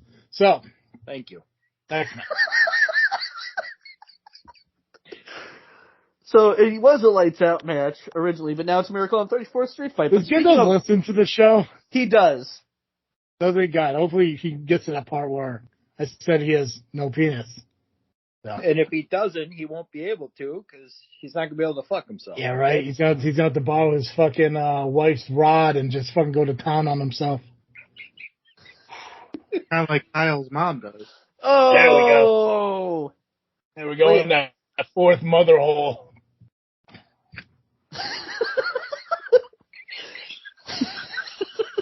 I heard it's great there this time of year. All right. It's the humidity, really. That's what really gets it's in people. that 79% range. It's great for the skin. Mm-hmm. Well, we were talking about the Miracle on 34th Street fight, which is not a lights out match. But speaking about a lights out match, we have a competitor who knocked out a light. Hold on. What is a Miracle on 34th? It's just a street fight, but it's a Christmas themed thing. It is, yeah, pretty much. Okay, gotcha. But we had a guy that kicked out a light. It's because Shaq Jordan's going to be wrestling Sexy Violence Quinn Whittick and the Dream Breaker Aaron Stone. Triple threat for the RPW championship. I am not happy about this match whatsoever. I voted no on a triple threat. It's not just fucking Shaq Jordan has an opportunity last month. Doesn't need to have another one. Quinn needs his rematch for the title. He's entitled to it. And the fact that it's a triple threat match, I think it's kind of unfair to the dude. But he did have a rematch. He didn't have a rematch. Not after he lost the title. Not right after. No, he did. No, he not did. right after. But He lost. That Stone had his rematch in that ladder match, but Quinn never had his rematch. Am I wrong? No. I mean, there's only been like 3 fucking ARWPro shows. They fought in that ladder match. They had the ladder match at the beginning of the year. Yeah, but the ladder match was Stone's rematch. That was for the title, I thought. That was rematch. Yeah, because Quinn had the title stripped in May. Oh. Due to injury. Okay, right. So hold on. So Stone was champion when the ladder match happened. Right. Quinn had the title because he never lost it. Correct. So technically the rematch did happen. Yeah, I guess technically that would be his rematch, but still, I mean, I think singles probably would have been better off for this. It's gonna be a great match. I'm not gonna, I'm not saying it won't be. I don't know. It's just too much. If we're gonna go, okay, I guess I'll talk about it. It'd be one thing if it was just a rematch or just a one-on-one. That would have been great. Yeah. Because they need to settle the score, but adding Shaq Jordan just makes it that much more competitive. But it just doesn't make sense to me. But Shaq Jordan didn't lose in a shady way. He didn't get screwed out of his opportunity. He lost cleanly to Stone. So the only reason he's getting another shot at the title is because a bunch of ARWPro fans voted yes on a triple threat. I get it. It's going to be a great match. And why not do it? But it's just like there's no reason for him to be in the match because he wasn't screwed out of an opportunity. He just fucking lost. So clearly he wasn't ready to be champion. So you're just going to do it again next month? No.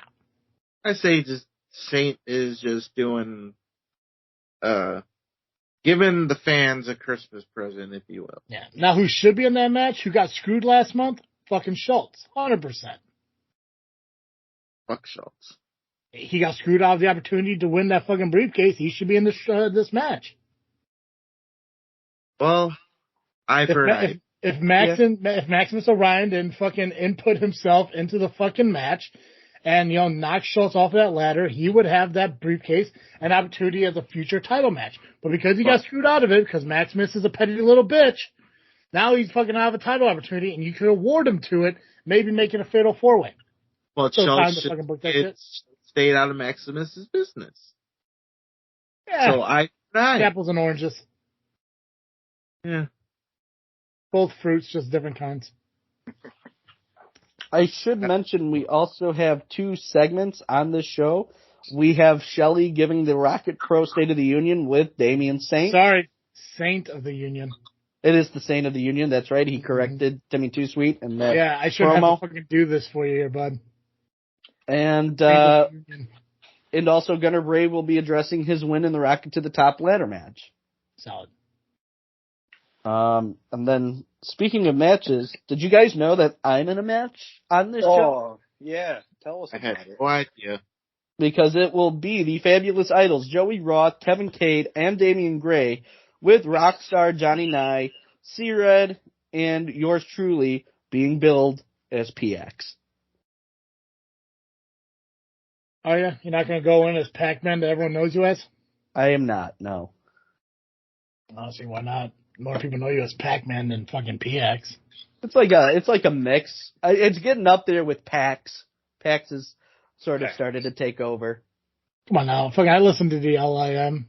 fucking or the L.I.P. or whatever the fuck you call yourself. You get called Pacman more than you do PX. It's true. I caught it like a virus. Okay. Yeah. But Fuck, even Joey. nobody calls you Pax. Okay, that's never gonna stick. The only thing we got Pax of is Blue Chew. Okay. That's right. I think Joey Roth is the one that calls you Pax. So. Yeah, Joey Roth. Well, C-Red's called me that a couple times on Power Hour. Maybe it's a veteran thing. Maybe the older will call you Yeah, Pax. Damian Saint announced the match as me being Pax. It is sort of something that has caught on, and I've accepted that. I don't mind it. I mean, it's kind of like a combination. It's like in between Pac-Man and PX, so I actually do like that. Yeah, it's nice when, you get the ability to have a real cool fucking nickname and also being able to call it PX once in a while. Yeah, that's pretty cool. Yeah. Cool. Let's talk about your match. We got about 10 minutes, before I got to do my SCW announcement and shit. You lied. I did? For a month about how you're taking this seriously, but you're not.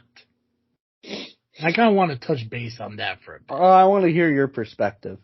Yeah, that's no problem. So, and here's the thing. And fucking Tony could talk about this, or I want to be real about this. Let's just put the bullshit aside for a second because I really want to talk about this. And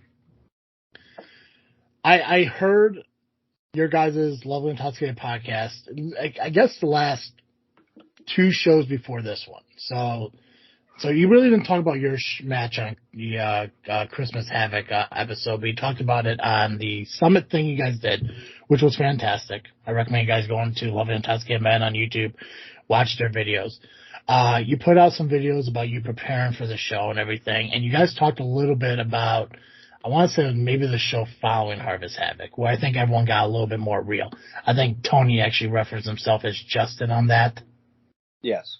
So, you talk about how you're taking this very fucking serious, and how over the course of the last month, people have gotten a different fucking PX, to the point where you even reference yourself as Pat, or Patrick, or whatever the fuck your real name is, who cares? And yet, you still put out goofy-ass fucking videos. You still put out goofy-ass fucking vlogs. You giggle. You're happy-go-lucky. You're still enjoying life, which is fine. You're still going on to podcasts and poking fun at, the idols. You come on here and still refer to yourself as a podcast papa and all that. There's not 1 ounce of seriousness out of you when it comes to this match. The only time there's ever a moment where you say you're taking this shit seriously is when you're saying you're taking this shit seriously, and then you go and watch a video of what Damian Gray did to Maximus Orion, and then you go, what the fuck at the end of it, but cut yourself off as fuck, making it comedy. Oh, I didn't put that video together. That wasn't me. You are not taking this seriously, and that's a fucking problem. And I got no love for Joey Roth. I respect him for what he's done in his business. I know he says a lot of shit about our show, especially the fact that we cuss way too much and that we're idiots and all this other shit, whatever.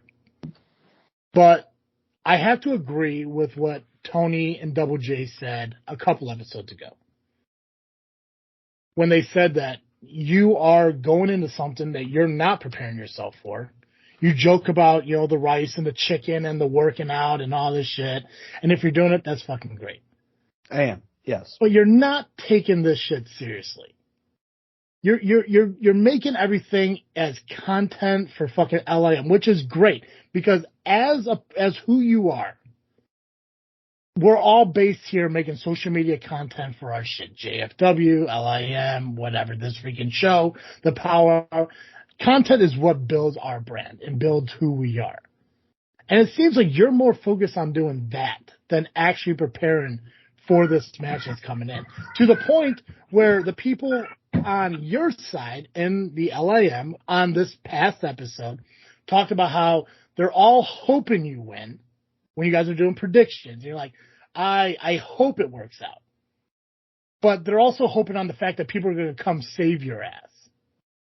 So they have no faith, and Gabagool, you can correct me if I'm wrong, they have no faith in the fact that if you have no help, you're going to make it through this.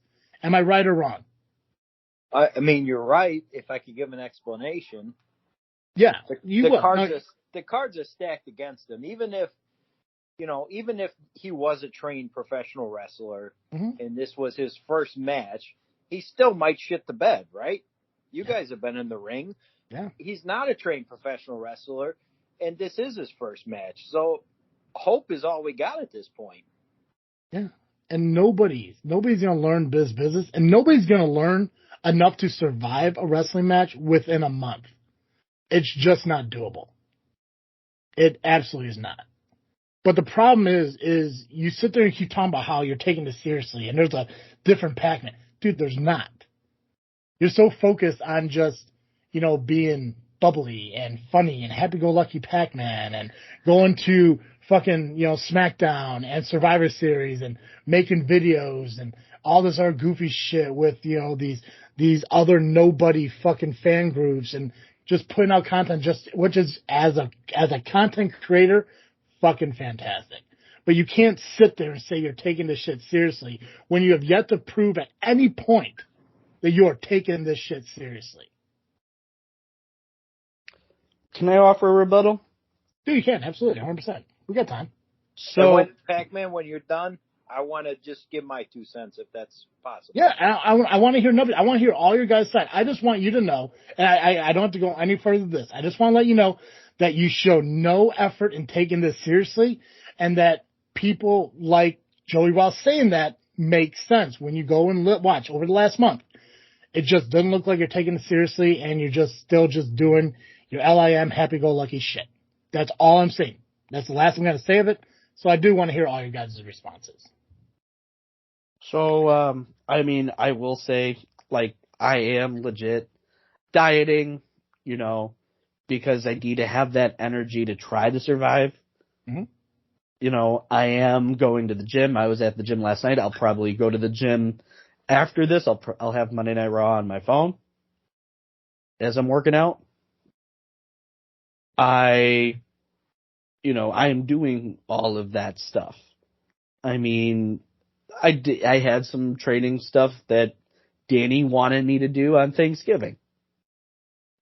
He wanted it recorded. He asked for that.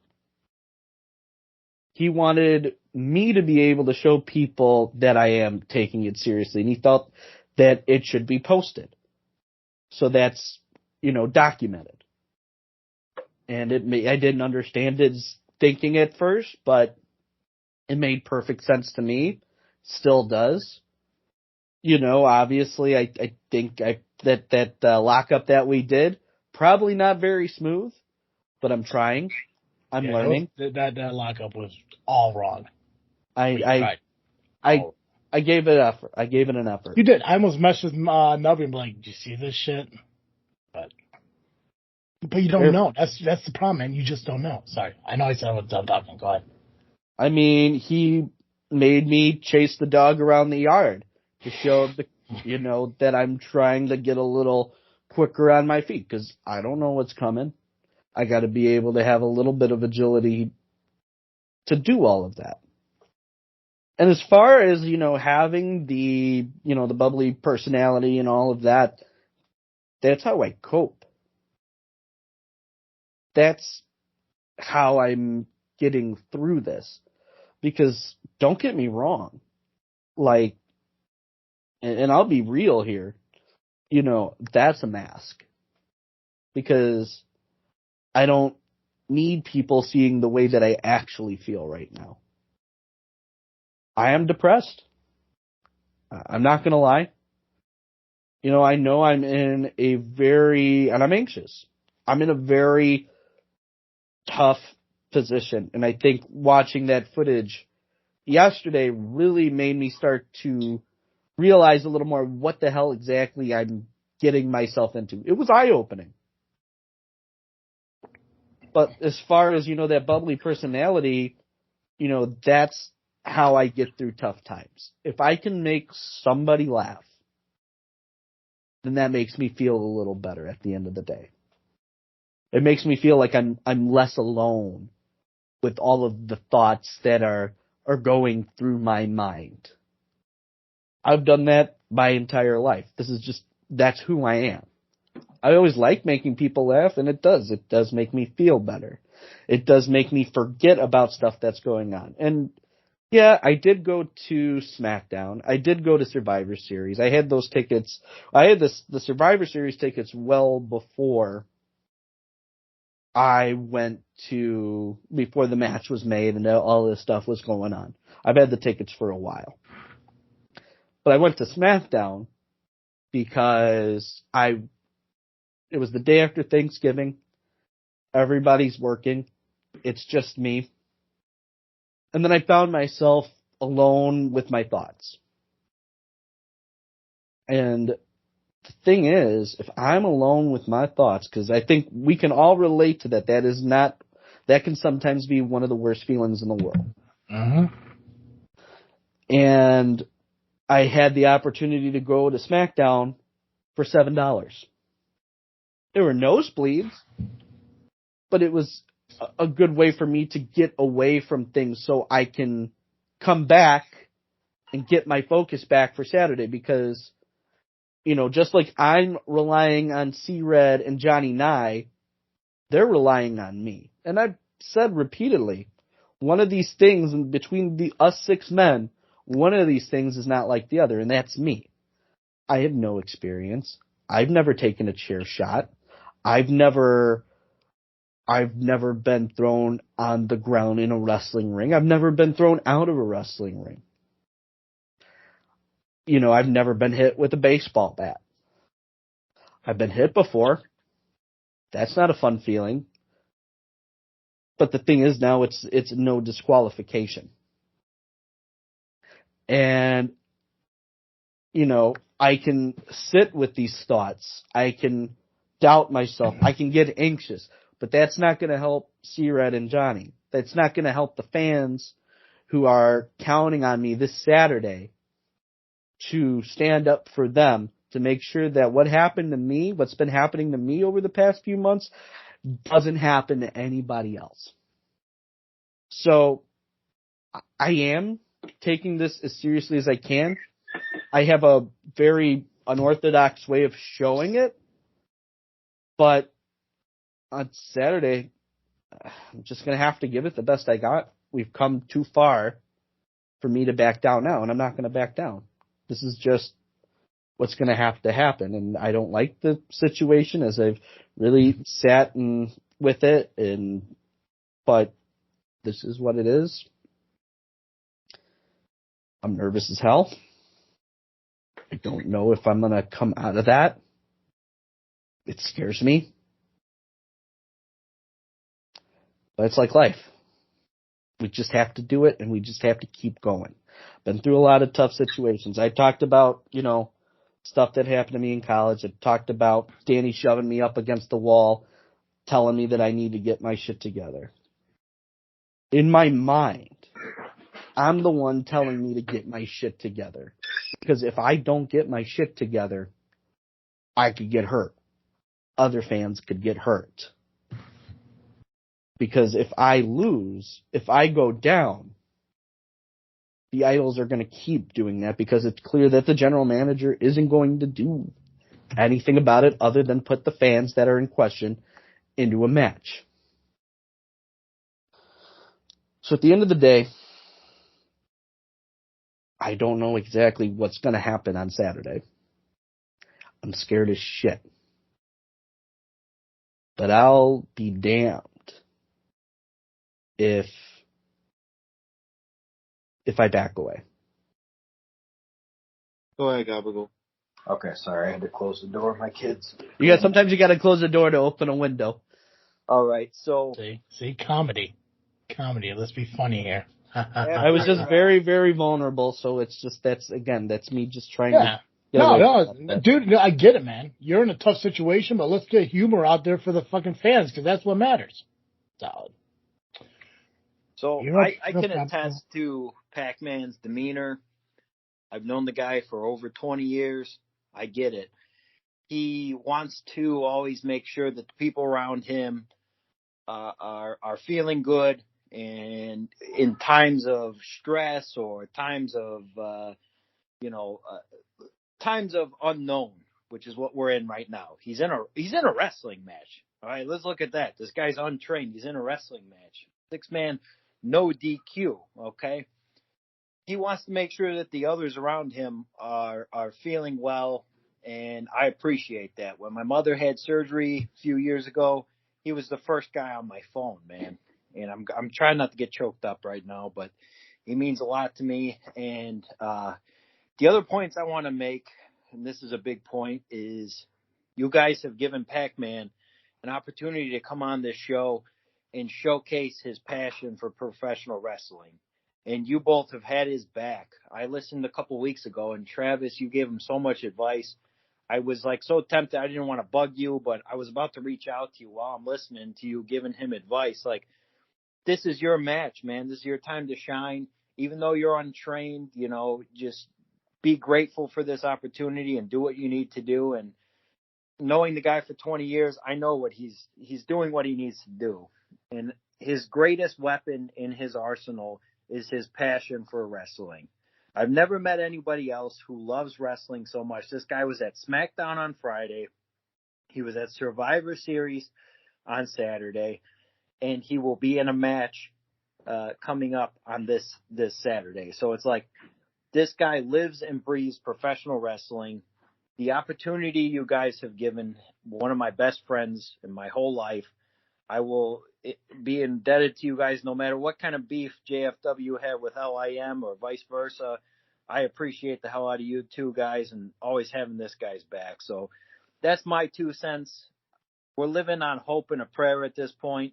Pacman, don't be afraid to kick the guy in the nuts, okay? I'll punch him right in the groin.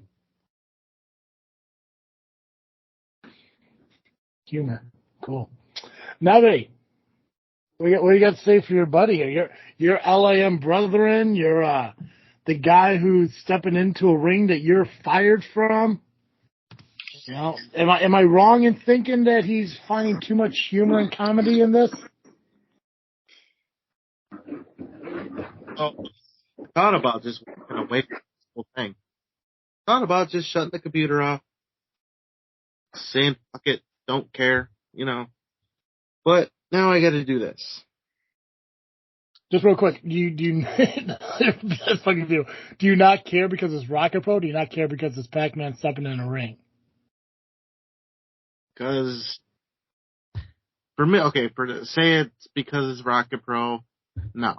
Because it's Pacman, no. It's because Damian Saint is written all over this bullshit. Mm-hmm. Now, we're on audio, so the people cannot see me. I just pulled a Steve and took my glasses. I listened to the Summit. Watch the Summit, if you will. Because it's on YouTube, I can watch it. Yeah. I think the idols are full of shit. Yeah, Pacman, you stepped in some shit. I think it was unintentional. Granted, you did go to other places where they were. You started some shit, right? But they're still being the most unprofessional pieces of shit I've ever met in my life. Because in life, or in wrestling, if you have a personal issue with somebody outside wrestling, and they're going to be on the same show with you, you're supposed to be as professional as possible. So you started some shit outside the show. What did they do? They didn't do shit to you out in the open. You know what they did? They took you out from the other side of the guardrail. That is why they're wrong. They are unprofessional for that. Joey Roth can sit here and say, 20 years doing this, I know what I'm doing. Well, in 20 years, you ain't learned a fucking thing. Because what you did was the most unprofessional thing any wrestler can do. You brought a personal issue. Apparently, it was personal to you guys from outside, and you brought them in the ring yourself. Now, Damian Saint, he's the one that put you in the match. Now I get it, and I've said it. You could have said no. I wish you had. But it's all about pride. I get it. I probably would have done the same thing. Because I know how I am. I know how I used to be. I was just like you. I had my own shirt. I talked a lot of shit. Only difference is back. Well, no, actually, it's the same shit in a way. People saw me outside, didn't do a damn thing. Wrestlers didn't pull me into the ring, though. They just jaw-jacked. So they were a little bit more professional. But Damian Saint made you do this. He's the one putting you in harm's way against the Idols. You get the team with C-Red. That is probably one of the greatest things in the world. I got the team with him. I got to wrestle him. I never got to be managed by him, but that is what it is. I support you. And I am rooting for you. But again, I will not be there. Because I cannot sit here and watch you be put in the situation where you may not end up on the right side. You may end up in the hospital that night because you do lack the wrestling ability. Now, DQ, yeah, you might have a little bit of a advantage, if you will, but you're still in there with professionals that will take you out. But I cannot be there to watch it. And I will not pay $15 to $20 and put it in Damian Saint's pocket after what he did to me. So, with all that said, I'm going to just say good luck. Be safe. And cowabunga. Appreciate that. And I appreciate what I said. What the fuck is Well, that? I rebutted it. I think I hit every point. Well, I appreciate I appreciate your honesty. I always do. I think you need to truly appreciate Travis, because a couple weeks ago, like I said, he had your back. He said, it's your moment. Let it shine. Don't care about what other people are saying. This is your spot. Now you go on that other show that you're on Tuesday nights. Where was that guy a couple weeks ago when the Idol showed up, right? He didn't have your back. He let them talk all over you and walk all over you. This guy right here, this is your friend. This is your brother, dude. He's got your back. I don't care about our war with JFW. This man is real. As real as it gets, okay? I mean, I will say this with respect to Travis, and this is shoot. Travis is the one person I know he's my friend, because if I ask him for advice, he doesn't sugarcoat it. He always tells me how he sees it, and I always appreciate that. Let's ease up on throwing that friend word around here. Come on now, ease up, hey, bro. Let's be honest. You've had me on for this long. Fuck yeah, dude. I was the first person that fucking got you into podcasting, other than you being a guest somewhere. Right. Because I see the potential in you and what you're capable of doing. That's why I understand the whole content you put out there over the past month. And I get that comedy is a defense mechanism that you do and all that shit. I understand it. People have their defense mechanisms. I understand that shit. But when you sit there and you tell somebody that you're taking something seriously, but they don't see it happening, it worries them.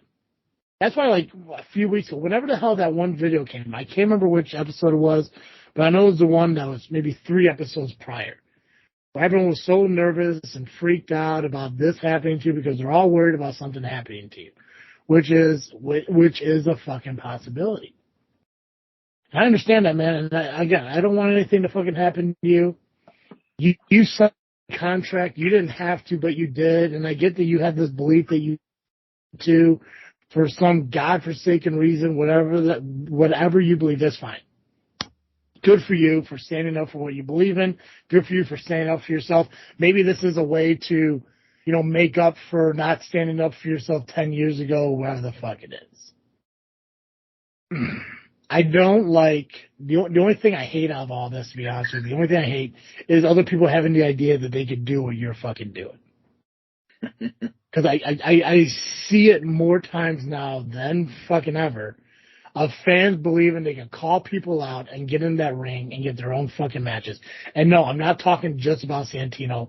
It happens everywhere and everyone's fucking doing it. It's not. This is a once in a lifetime thing. This is a once in a Rocket Pro galaxy, whatever you fucking want to call it. This isn't something that should be happening, but it is happening. And if you're training and if you're eating right and if you're getting ready, hey, good for you, man. But I keep missing the mindset part of it.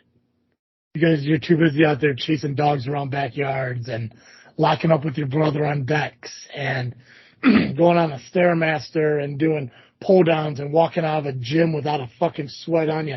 I don't blame it on sitting on the hydro fucking chair. Don't sit there and tell me that you're taking it seriously as you go watch some match footage and be like, what the fuck? And I get that the L.I.M is all about finding the best in any situation. I understand that shit. But unless you're mentally ready for it, that's going to be your fucking downfall. And the fact of the idea is that Double J and all them over on the podcast, Gabagool included, have this belief and hope that people are going to be there to back you when needed. It's been proven over the course of the last few months that outside of Johnny Nye and C-Red, nobody is coming to fucking help you. Because if that was the case, when you were getting your ass dragged out by Joey Roth, you would have seen Maximus Orion, you would have seen Nuke, you would have seen Steve, you would have seen Shelly, you would have seen any fucking else. And yeah, I held Turtle back. He would have came and fucking helped you. We saw it. It was in your vlog. It's everywhere. It's documented. I held Nubby back because Nubby doesn't need to put himself in a situation that's going to get him in further trouble. But all of these signed wrestlers and all these executives at Rocket Pro Wrestling, not one person's coming to fucking help you, except for C-Red, who's only supposed to be there as a guest commentator, and Johnny Nye, who is a professional wrestler. But all these other fucking people that Double J is hoping to show up on December 2nd to have your back in case the Undeniables show up or the rest of the idols get involved and all that shit. It's a sad realization that that's what it's going to have to be, is a pray and a hope that somebody's going to come to your aid when needed. And C-Red's idea of, oh, I got a Rolodex, I can make a phone call. It's like, what the fuck? Then what's the point of you being in the match if they need somebody else to come fucking do it? This is the stuff that I don't understand. And I'm hoping Steve gets to this part of the show and he listens to this and he can spin this in some bullshit way to tell C-Red that what I said, so C-Red can say I don't know what I'm fucking talking about. I'm just curious on how the fact is C-Red was the one that walked out that door one day as you sat there on the curb and said, we have some asses to kick.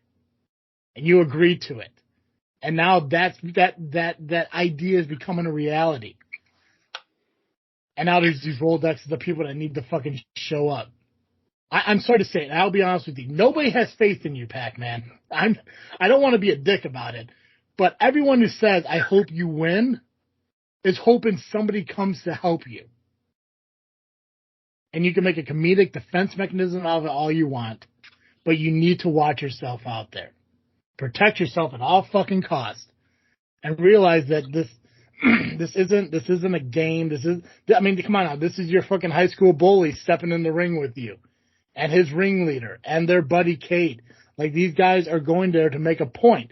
And we've seen the social media posts about other wrestlers thinking it's stupid you're getting into the ring. We've all saw it on Facebook, right? I'm not the only person.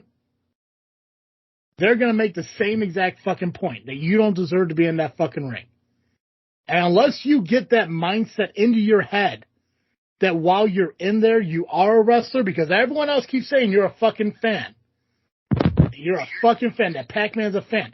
You need to realize that the moment you walk through those fucking those fucking curtains and onto that fucking ring, and your name PX goes across the fucking Titantron, and that nameplate pops up on those YouTube channels, and it says fucking PX, leader of the L.I.M, and you have whoever out there with you, going to the ring with you, whether it be your fucking brother or Gabagool, whoever they're allowing you to walk to the ring with, even if they're letting you have people walk to the ring. I don't know. I don't know what their fucking plan is. You need to get into the mindset, even now, that if you're getting into this fucking match, you're getting into this ring, you're not a fucking fan. Regardless of your training, you're a professional fucking wrestler. Have that mindset going into this match, because if you don't, you're going to let yourself down, you're going to let C-Red down, you're going to let Johnny Nye down, you're going to let everyone fucking down. Because you have an opportunity to turn this from, oh, this is a cool one-off thing I get to do, to this is my fucking moment. I don't want to be a dick to you, and I don't know if half this shit sounds good to you, sounds bad to you, or whatever. I don't want you walking into that ring with the mindset of, oh, I'm just a fucking fan. Because the thing is, I don't know if you realize this, I don't know if the Idols have realized it, but you're literally walking into this match with nothing to fucking lose. I hope you realize that. The Idols have everything to fucking lose. If they beat you, big deal. They just beat a guy who has no fucking training. But if they fucking lose to you, how are they ever going to live that down? So you're already going in with an upper hand. You have nothing to fucking lose. But they do. So all you got to do is get in there, do what you know how to do, quit joking about fucking those fucking shooting star presses and shit. You're not doing Canadian destroyers. No, you're not doing any of that shit. You're not catching fucking water. That's more Danny. Yes, you're not doing. Yeah, you're not catching water bottles out of the fucking ceiling. You need to get in there, get some ground and pound bullshit down, beat the shit out of whoever you get your fucking hands on, and pray to God at the end of the fucking day, you either walk out with a victory or you just walk out, period. Because this idea of you being a fan right now is fucking over. And I don't care who the fuck, disagrees with me, who the fuck wants to argue about it on Facebook. You're a professional wrestler now, bro. Even if it's one fucking match. When you're in that fucking locker room getting ready for your match, be a professional fucking wrestler. Be the person that deserves to be back there. Because if you don't have that mindset now, don't even show up fucking December 2nd. Can I say one thing real quick, and I'll make it very brief? Yeah, go for it, man. Okay, Pacman, Staircase of the Immortals. If that doesn't get you in the mindset, I don't know what will, because you were the hero that day for all of us. Bring yourself back to the Staircase of the Immortals, and you will be in the mindset. That's all I got to say.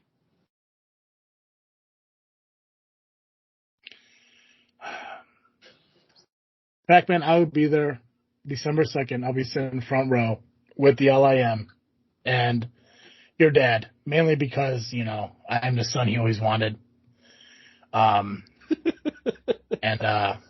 we will see you either step up or step aside. And I pray you do step up. And I want to be proven wrong. I want you to prove everybody wrong. I want you to prove to everyone that you don't need anyone else out there to win this match. But at the same time, if more people show up on the opposite side, I pray you have fucking help. I just haven't seen it yet at Rocket Pro Wrestling. I haven't been to every show this year, so correct me if I'm wrong. But other than Johnny and I, C-Red, and maybe Shelly getting up on the ring, nobody has come to help you. And that's fucked up. So,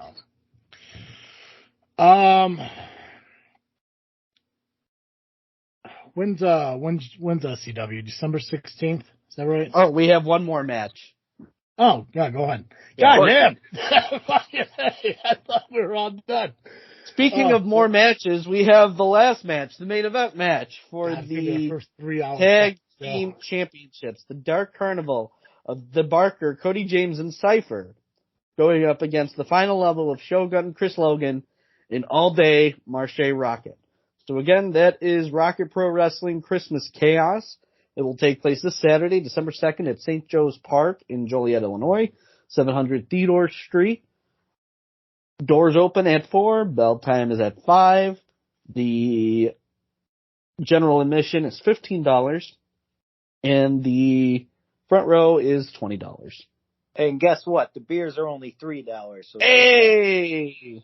But I can't because, you know. Oh my god, dude, if you vomit up beer on Damian Gray, I'd fucking pay for 2 seats. honestly, it's a good strategy. Yeah, right, just vomit out of. It worked for Kevin James, and here comes the boom. So, I mean, he ate warm applesauce, so. Oh, what was it? It was a guy in Darren Drozdoff. Oh, and Equalizer? Yeah, no, Droz from WWF. Yeah.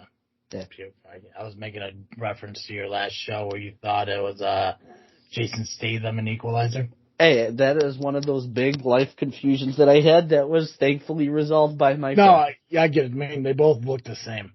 Southland Championship Wrestling is December 16th, right, Nubby? Yes, sir. Okay. For those of you who aren't followers of Steam Hollow Brewing on Facebook or haven't heard the news, Steam Hollow Brewing is closing at the end of the year. Their final day open is December 31st of this year. They're closing the doors and they're done, which means that this SCW is going to be the last SCW at Steam Hollow.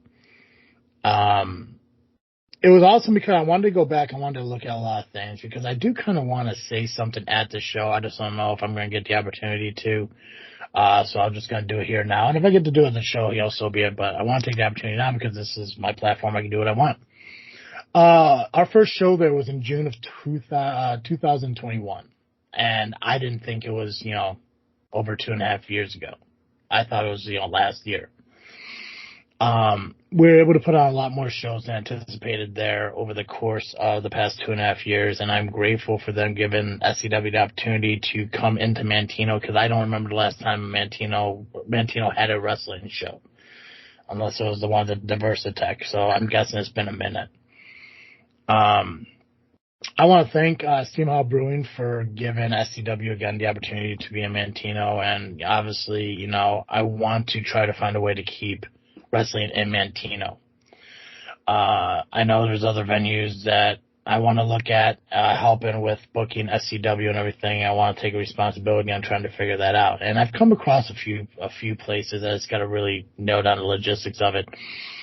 But if you guys haven't been to a Steam Hollow SCW show yet, or you haven't been to one in a while, but have visited, been to one before, you need to be at this one because, like I said, it's the last one that's ever happening, and I want it to go out with a bang. I want us to have a lot of fun, and plus they want those fucking kegs emptied before they shut the doors. So I want to take a minute and thank Steam Hollow Brewing for everything. Thank you for being great vendors and a place for us to have the shows. And it's unfortunate that it has to end, but at the same time, I understand why they're closing up, and that's good for them. But yeah, I just want to make December 16th is the SCW's final show at Steam Hollow Brewing, and I just encourage anyone who can make it out to make it out. So, what we got next week? Assuming Pacman is going to be alive, he'll talk about his experience in the match as we have the Rocket Pro results. I'm sure we might have POW results. Other than that, we'll have Dreamwave match cards. Oh, is that next weekend? Yeah, they're double shot. Damn. And I think that's December 9th, right? The 8th and 9th. Yeah, so we got NXT Deadline we got to do predictions on too, so. Well, do I even bother? I mean, you can do it for, you do it for fun. Shits and giggles? Yeah, Well, for shiggles. Do it for the shiggles, bro. Shiggle monster? Shiggles monster. Hey, Gabagool, are you bringing the petition for Nubby to this show so we can see if we can try to get more signatures? Well, the last one. Now, I know this is only going to be audio, but if we got a little ASMR going, ego scratching going. I got the petition, Damien. I picked up all the pieces. My cat's even telling me. I got all the pieces. And guess what? If I got to bring another petition, I will. Oh, speaking of petitions. All right. So those assholes at Fourth Mother Box decided to start their own to keep me fired. And Damian Saint actually recognized it in a post or something, thread, and saw that 3 people are against me being rehired. And he said, oh, he heard the fans. So I'm glad you're going to listen to 3 idiots that don't know shit about anything. Just saying. Good job, Damian Saint. Oh, and by the way, that petition only has 6 signatures compared to the one in Gabagool's hands, which was 49, could have been 50, but Jackass over here decided to let Damian Saint rip it up. And then there's one on the L.I.M page. Wait, who's the jackass? Well, you didn't stop it. I mean, I'm sorry, I'm petty. I'm not gonna. You got those big burly hands. You could have ripped the petition out of his hands and said, "Hey, I'm standing up." And the petition would have been ripped. You see, and the petition would have been ripped. Here's the thing. None of this would have fucking happened if people weren't spewing out bullshit about a fucking issue between me and L.I.M were a tie. Well, so who's the fucking blame? Hey, it wasn't me. I know it wasn't you. It's fucking Pacman's fault. Or whoever else said it was a fucking tie. So blame them. Don't call me a jackass. I monster. didn't, I just said you got big burly hands. Yeah. They're strong. You could be a good watch model if you ever wanted to go down that avenue. I'm not paying you. He's up. This is pro bono. Okay? Yeah. Like the guy from bono. Blue Chew. I'm pro YouTube, pro Blue Chew. How you doing? Oh, fucking A. Yeah, bring the petition. What the hell, why not?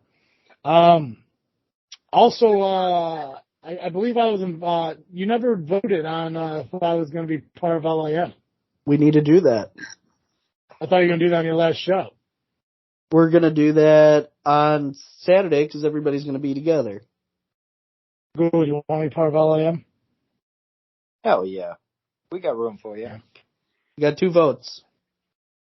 We just need the rest of them. So Nubby, can I be part of L.I.M.? I gotta think about it.